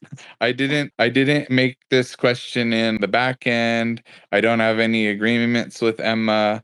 I did DM Emma the other day. I'd like to interview you, but Oh no, very cool. I'm just curious because like I'm fairly new to Spaces too. I'm trying to grow something here and connect with people. So I'm not making accusations at all. It's just like, so I appreciate your questions, and Emma does have her hand up, so we'll go to Emma, have her, of course, chime in because she's been giving some great value already. Thank you. Hi, it's a good question, and I think I've really been in Spaces since October, and the thing is, my values in life are integrity. Is anybody speaking? Because I can't hear anybody.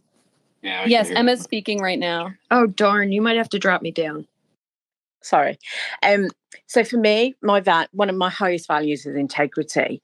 And I have done a space on this previously about ethics and etiquette, because for me, I have experienced certain spaces where people have had, to put it politely, they've had an agenda. And when I'm in one of those spaces and I can see and read between the lines, for me, that's an immediate no. And I remove myself from that space. And in the past, I have also validated that just because I'm in a space doesn't mean to say that I validate that space. I'm there purely as a listener. Perhaps I come up and speak. And it's only when I really get to know the host, the co-host, then will I promote and validate those spaces. But for me, we are all adults. And this is where I see spaces as a place to hold a conversation. It's not a place to sell. It's not a place to, well, in a way you can pitch, yes. But for me, it's not a place where you can steal somebody's intellectual property. So for me, if you come in and I share something and you go away and take it, then good luck to you. Because here's the thing, I am the person that has the depth and substance behind that content. You don't. And I think that's where eventually those people will become unstuck. So for me, it's kind of like, if you want to take something I've created, go ahead, feel free. But where I come from is whenever I create something, there is so much depth. There is so much depth to what I talk about that you can come back and ask me deeper and deeper questions. And that's where you will fall if you take my intellectual property, because you will not know the ins and outs of that. So are you saying that Cate, this is Cate's intellectual property, or because you're speaking, that's your intellectual property?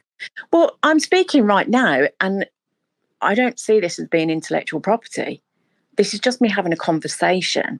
But it's a digital asset, and it's being recorded by Cate. There's an agreement when you go on the space that it's being recorded. So that agreement in place, that your voice, it's what you choose to share. Yeah. Well, this is more a conversation for reading the terms and conditions of X and the use of X, because you're on the platform. Exactly. Every one of us is going to have an opinion. That's what it is. It's not actually the terms of use that we've accepted when we signed up and joined this platform. And you even paid for a check mark too. So you should know that the terms and conditions were ones that you probably were, agreeing to when you signed up for that check mark and paid your fee. So yeah, great questions though. Really good questions. Yeah. We all have the blue check mark, and a lot of people, they just, pay the fee, but we never actually read it. So did you read it? And do you know what we signed up for? Because I'm being honest, I just wanted to be blue check verified and did the... I don't think anybody read it, because the space title is not how to be legal or the legal ramifications of having a space. It's how creators and artisans and makers.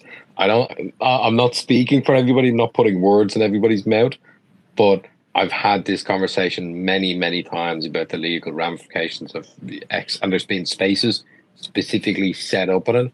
I would definitely recommend putting out a post and maybe scheduling 1 or 2 spaces around this and inviting some knowledgeable people in. I know there are people with legal experience on the platform. I know there's people with direct experience working with X and spaces and stuff like that as well. I think that would be the ideal space for that. And also considering you're doing a case study on whatever you're doing, maybe that is something where you should open your own space and focus on those questions that you want to direct towards the audience in that space directly. And then that way you have it all contained and you have a recording so you can reflect back on it when you need to. Yeah, thank you. And I apologize to the room. Really, seriously, I thought it was around creative expression, and I apologize that it's too far off. So please forgive me, room. Oh, no problem. It's a good topic, and I think it should be something that we have a separate space, like Dave was saying. It's like this needs to be dived into, because yes, creators, people who make artworks, they need to understand how this all works and make sure that they're complying legally. And I interrupted Brian. Sorry, you had your hand up. Please jump in. Sorry, yeah, I didn't mean to jump in, but I wanted to answer that before you switch topics. Just real quick, as I have consulted legal with a variety of different things with regards to online forums as well as private publications. And I think to answer your question as specifically as I think you asked it, if you are independently publishing content with regards to other people's likenesses, and I'm not an attorney, but I do have a few with regards to other people's likenesses. So if you're doing a podcast, if you're doing a YouTube channel, if you're doing something where you're creating original content and then using their likeness and their information and their opinions or whatever it is, and then you're reproducing that and then selling that or somehow or another claiming, that's yours, then I 100% would get an attorney involved and make sure that you have the proper types of disclosures, and then you have the proper type of agreements so that the person is saying, yes, I'm agreeing to come on your show. And I agree that the things that I say on your show can be used in a way that you deem fit for your marketing and your publication and so on. Whereas something like this in Spaces, and guys, forgive my voice, I'm a little bit under the weather and I also have a baby sleeping on me, so I'm trying to be quiet. With regards to Spaces, I think that as a public forum like this, everyone has their own individual agreement with the platform itself, with the agreement that the space is being recorded. Now, where you go from there, I don't know all the intricacies of how you can do the clips and then reproduce the clips and that kind of thing. But I think that there's just a general understanding by coming on the Spaces that you are speaking on a public forum. And what you're saying is, not necessarily you're signing over rights to reproduce it, but that anyone can listen to it and that you can share it and market it and so on. So I'm not sure if that answers your question, but absolutely, if you're doing independent publications, make sure that you have the proper legal, because there's a world of litigation that's about to come forward right now, especially with things like children, and children are coming of age and saying, Mom, I never gave you permission to publish pictures of me when I was a child. And parents are going to be getting sued by their own kids. And there's lawyers that are aggressively pursuing these types of avenues. So again, I'm not an attorney for anyone who's coming in here, but I do have a lot of experience in this space and consulting with attorneys and for things that I've done in my businesses. So yeah, any sort of independent publication, likenesses and that sort of thing, make sure that you've pre-established your legal bounds and that it's agreed to. Anything that's in public forum like this, I would be less concerned about, but the concern is still valid. Yeah, thank you, Brian, for just kind of rounding that up. And I'd say if anyone, as an individual, you're concerned about somebody using your work elsewhere or whatever, repurposing it, you do have that. You are empowered to request that that's taken down. So it couldn't go both ways on that without necessarily getting a lawyer involved too. So, but I wanted to just quick reminder, everybody, I'm going to be wrapping this space up at noon. And thank you all so much for coming. I will be doing a live stream at 1 p.m. today. That will be on X as well. You can join me for that. I'd love to have you there. It's more of just a fun free-for-all Q&A. I got some topics I like to discuss, and you can get in the chat and participate that way and have fun with that. It's just a little bit more light and enjoyable, a different format. So I'd love to have you there if you can make it. And be sure you turn on those notifications in my profile. Once you get that notification, then you can turn them off so you don't get the rest of the dumpster fire that is my profile. Okay. Anyway, just kidding. I'm just kidding. You can have notifications on. I love that. I want to just, before we wrap up, and I wanted to switch gears a little bit because this was brought up a little bit in this whole legal discussion topic and how I like to think about the work that I create as a photographer and as a writer and all the other videos that I put out, that I'm put myself in what I like to say is the create mindset.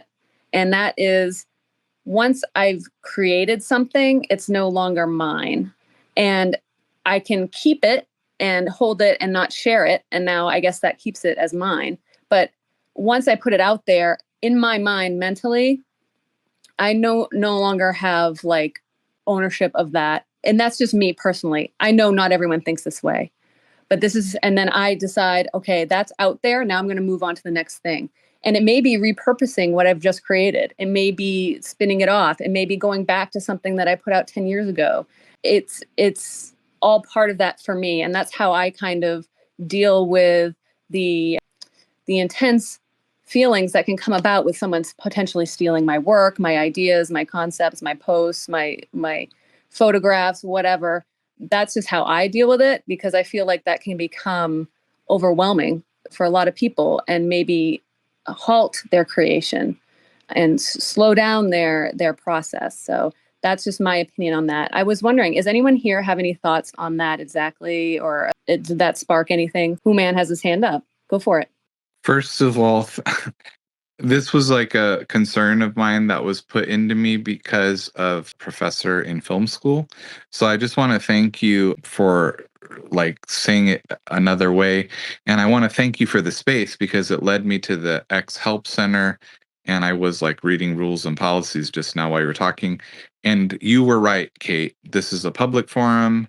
Essentially, the way X views this content is fair use policy. So I'm just going to educate myself now on fair use policy and then go from there.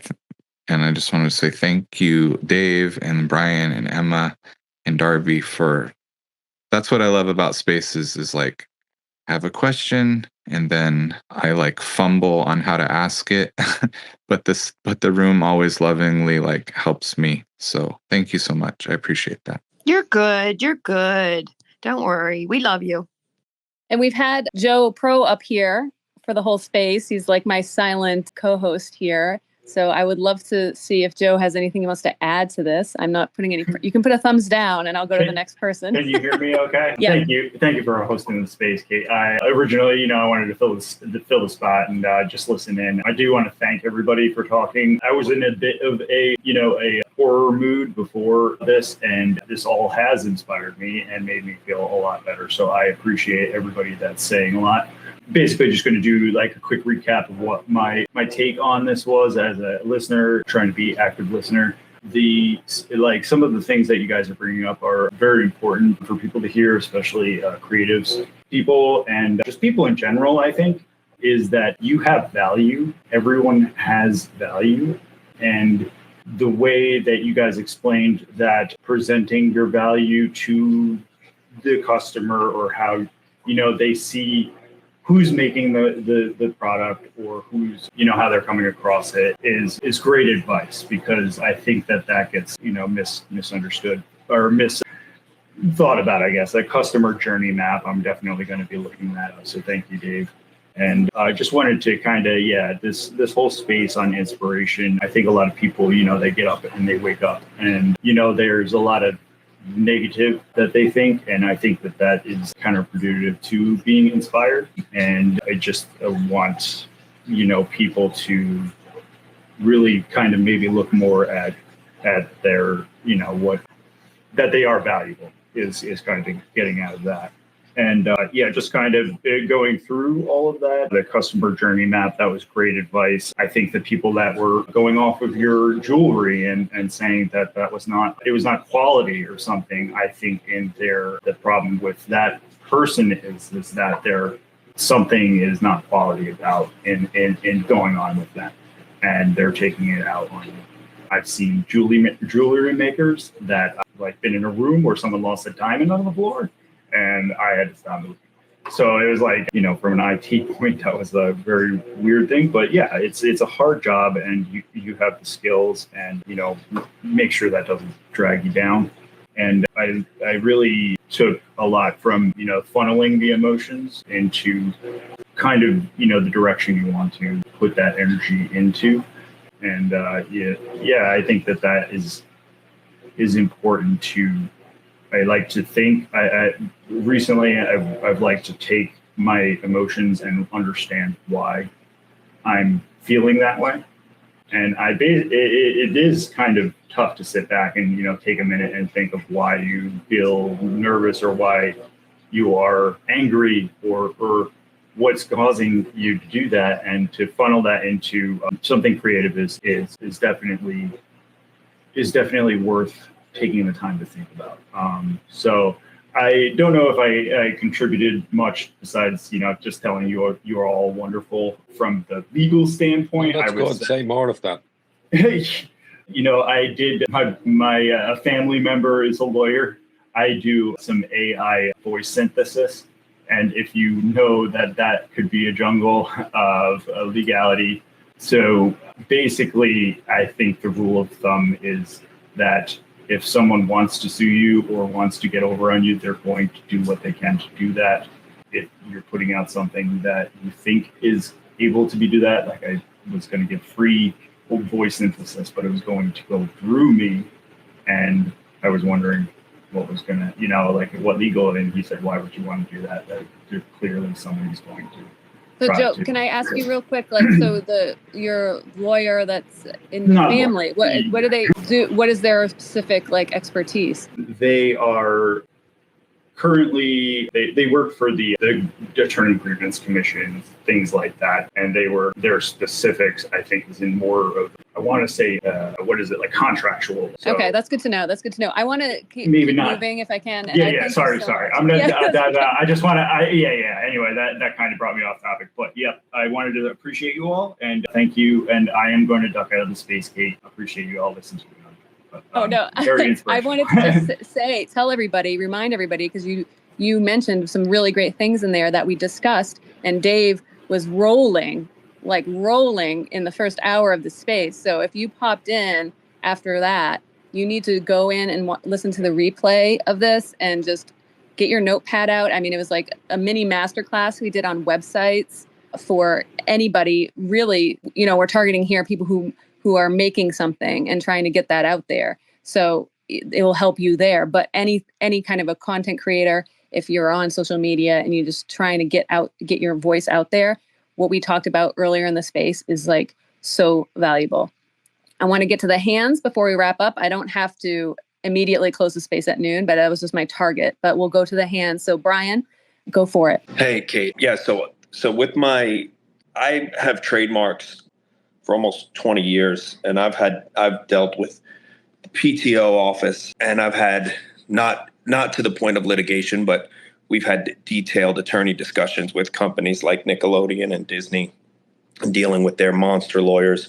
So I've been down this road for quite some time from a creative space, not digital, but from a creative space as an individual and as content, mostly with regards to music production and image and likeness and things that I've had to deal with as an entertainer. So I do have some experience down this way. So if anybody's looking for just a conversation about things that I've had to deal with, I can share that. And I also work very closely with an entertainment attorney who deals with all this stuff specifically. Okay, I'll be contacting you because this is a topic that I'm getting into with in another thing. So I will be reaching out. Okay, send me a DM as well, please, because I want to take this off this space. That's what I was going to say. My attorney does. He's a big entertainment attorney. He's a buddy I know since high school. And luckily, he doesn't charge me what he charges everybody else. So anyway, the point is that I do have some experience with that from a creator standpoint. And the second part, I was going to say, Cate, I caught the tail end of your question just before Joe spoke about what you produce and putting it out to the world, but I didn't catch the full question. So like I said, I do have some experience with content creation. For me, it's Musical.ly. And if you want to ask that again, I might be able to offer insight, or if you want to take it offline, I'm good with that either way. Yeah, I don't remember. I was probably just going on my rant about how in my mind mentally, once I put it out into the world, I put it out there, in my mind, it's not mine anymore. I've given that to the world. And so that's just how I can deal with the idea of someone, selling my work in Indonesia or something. But gotcha. And we'll have Dan here. He joined us right here at the end. I'd love to hear what you have to say. Yeah. So can you hear me? I kind of had the audio. No. Okay. Perfect. Wait, Dave, are you serious? I can hear you. Okay. I love how Dave said no. Yeah. Rent-free in your head. The only thing funnier than late night Dave is early evening Dave. I know, right? I love a good troll. Dave, one of my favorite creators.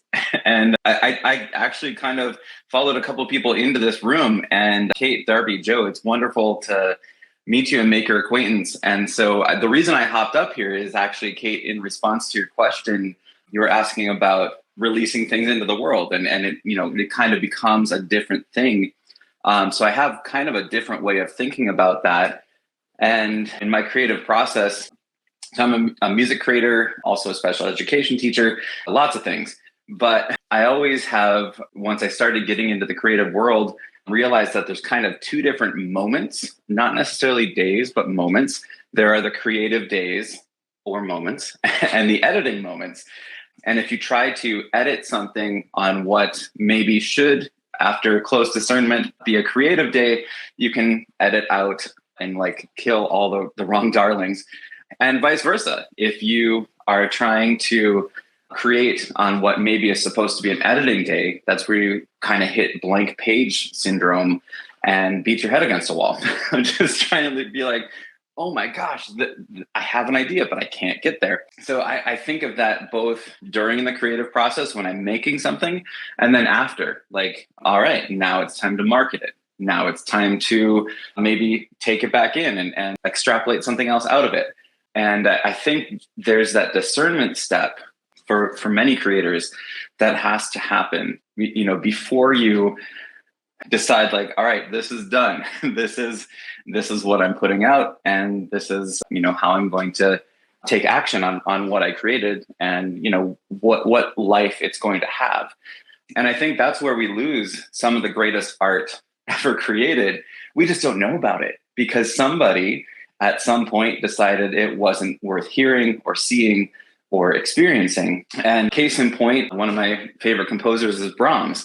We only have a few symphonies from him. He wrote like 30, but he burned most of them. And so that's, you know, it's one of the things that if we have that discernment of, you know, what can this be? What am I saying? What are the outcomes and what are the actions I'm going to take to share this and to, you know, kind of take away that ego layer of like, this is something I created to this is something that now we enjoy. That's what really sparked for me. And so I always listen carefully to prompts and the words that hosts give, like, because you specifically asked, like, did this spark anything? And that was a spark.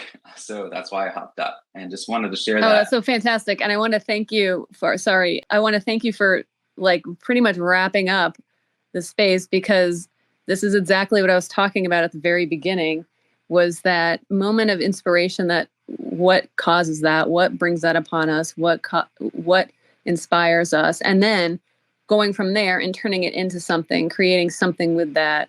And so I'd encourage you to go back also and listen to the recording and we get into that. We go veer off into other subjects, but I tried to bring it all back in there. So thank you, Dan, for that. Some great wisdom in there. So thank you. And Brian, I saw you had your hand up for a second there. I don't know if you want to throw something in. I'm going to be wrapping the space up here in a second. That's why I pulled my hand down. I just wanted to, I'm excited at what Dan said. And I was going to, since I'm not a host, I was going to put one of the listeners on blast here. I would love to hear Jeff, if he did want to take the mic, talk about expand on what Dan said with regards to his creative process, because if we're talking about like actual big deal content creators, you have one in your audience right now. So since I'm not a host, I don't feel bad for putting him on the spot. But if he wanted to come on stage, I would be excited to hear from him. I think it would be value to everybody. But anyway, other than that, Cate, great job. I got in here late, and thank you so much for putting this on.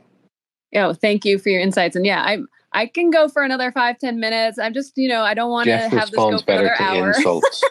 Say something about his whiny voice or something, and he'll come up much quicker. Yeah, no, so he doesn't respond well to compliments. Is that what he's too modest? I wanted to you have to abuse him. I want to remind everybody too that we do this every week. So make sure you set this time aside, because these conversations we're going to keep having. We're going to get really deep into it. I want creators, creatives, and artisans and makers. I want us all to network, get to know each other. It seems like everyone's kind of spread out around X. I want us to come together, follow each other, see what we're doing, bring something to share, talk about what's been bothering you for the week, all that stuff. But yeah, so let's see. Did Jeff join us up here? I brought him up, but I brought him up and I gave him a thing, but then he dropped down, so maybe he Damn couldn't you, hear Brian, anybody giving like him the that. compliments. Damn you. See what you've done? You're just mad, Dave. You didn't do it first. I need That's to be all. more. I need to pull the Irish out of me, Dave, and just start insulting people more. I think. Yeah, man. Yeah. All right, Jeff, floor is yours. We're wrapping up the space. We'd love to have you hear what you have to add. So I absolutely came in on the tail end. So I'm only going to assume certain things about the conversation and that you're trying to nail down what are catalysts for great creative expression. Is that the topic here? Well, it's just a general title for the space. And we're always just curious of what that means to people and how you interpret your creativity and put it out into the world, basically.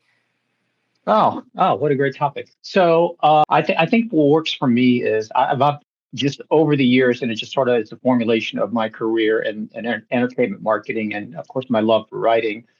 And in the last 5 years, I have absorbed the practice of mindfulness. And so I managed to combine all three to one sort of bullseye of creativity that I tend to pull from. And I know from me, it took an experience where I was in Alaska one time and I biked 26 miles and because I was just really frustrated. And when I'm frustrated, I write. So, but this time I dropped the pen and grabbed the bicycle and I biked 26 miles, ended up in this creek. And at this creek, where nobody else was around, I witnessed one of the greatest miracles in nature, that being salmon swimming upstream, right? It's almost like as rare as catching Godzilla or the Loch Ness or the Yeti having a conversation with their buddies. I mean, it was just so rare. And at that very moment, I think it inspired sort of like this thing in me where my writing has to be channeled through that very moment.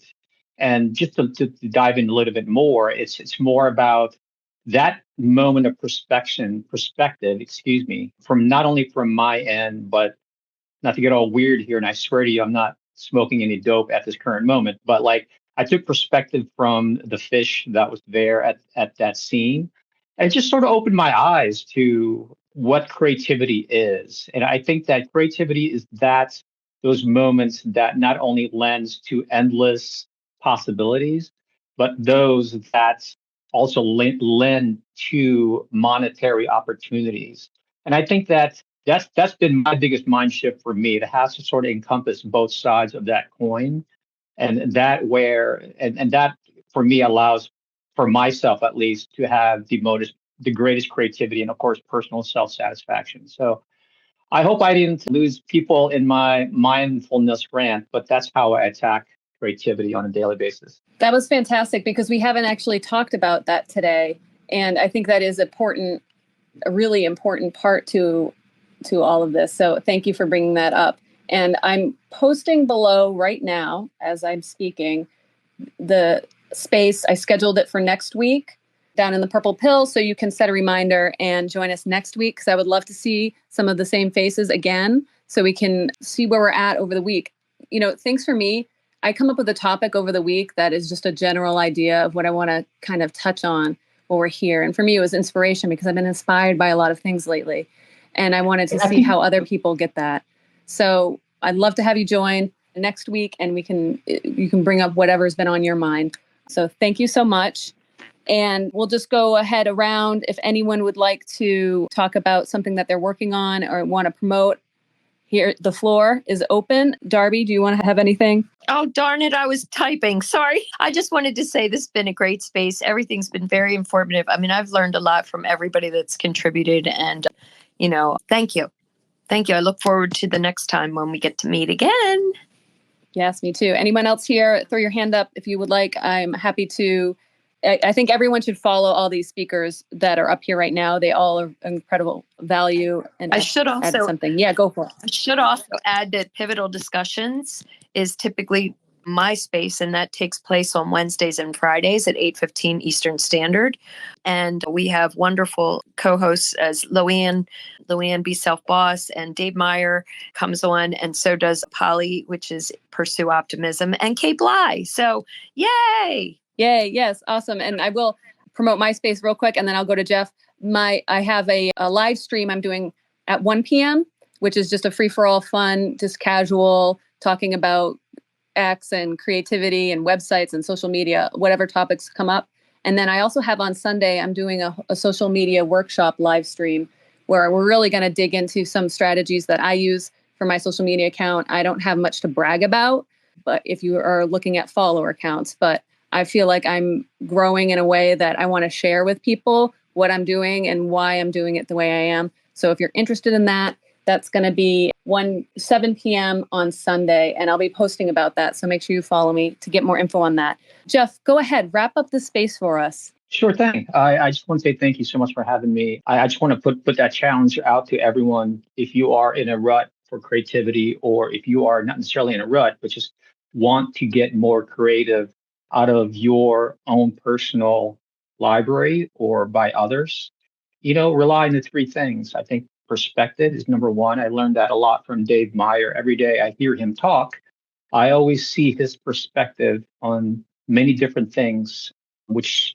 a lot of people on this platform are super, super selfish. So perspective, of course, people, always rely on the folks next to you. And of course, lastly, nothing is for free. And if you're able to somehow incorporate the word profit into your success formula, I think the better your creative future will be. So I just want to share that with everyone. Thank you so much. And thank you everyone who was here, my wonderful co-hosts and the amazing speakers that added so much value to the space.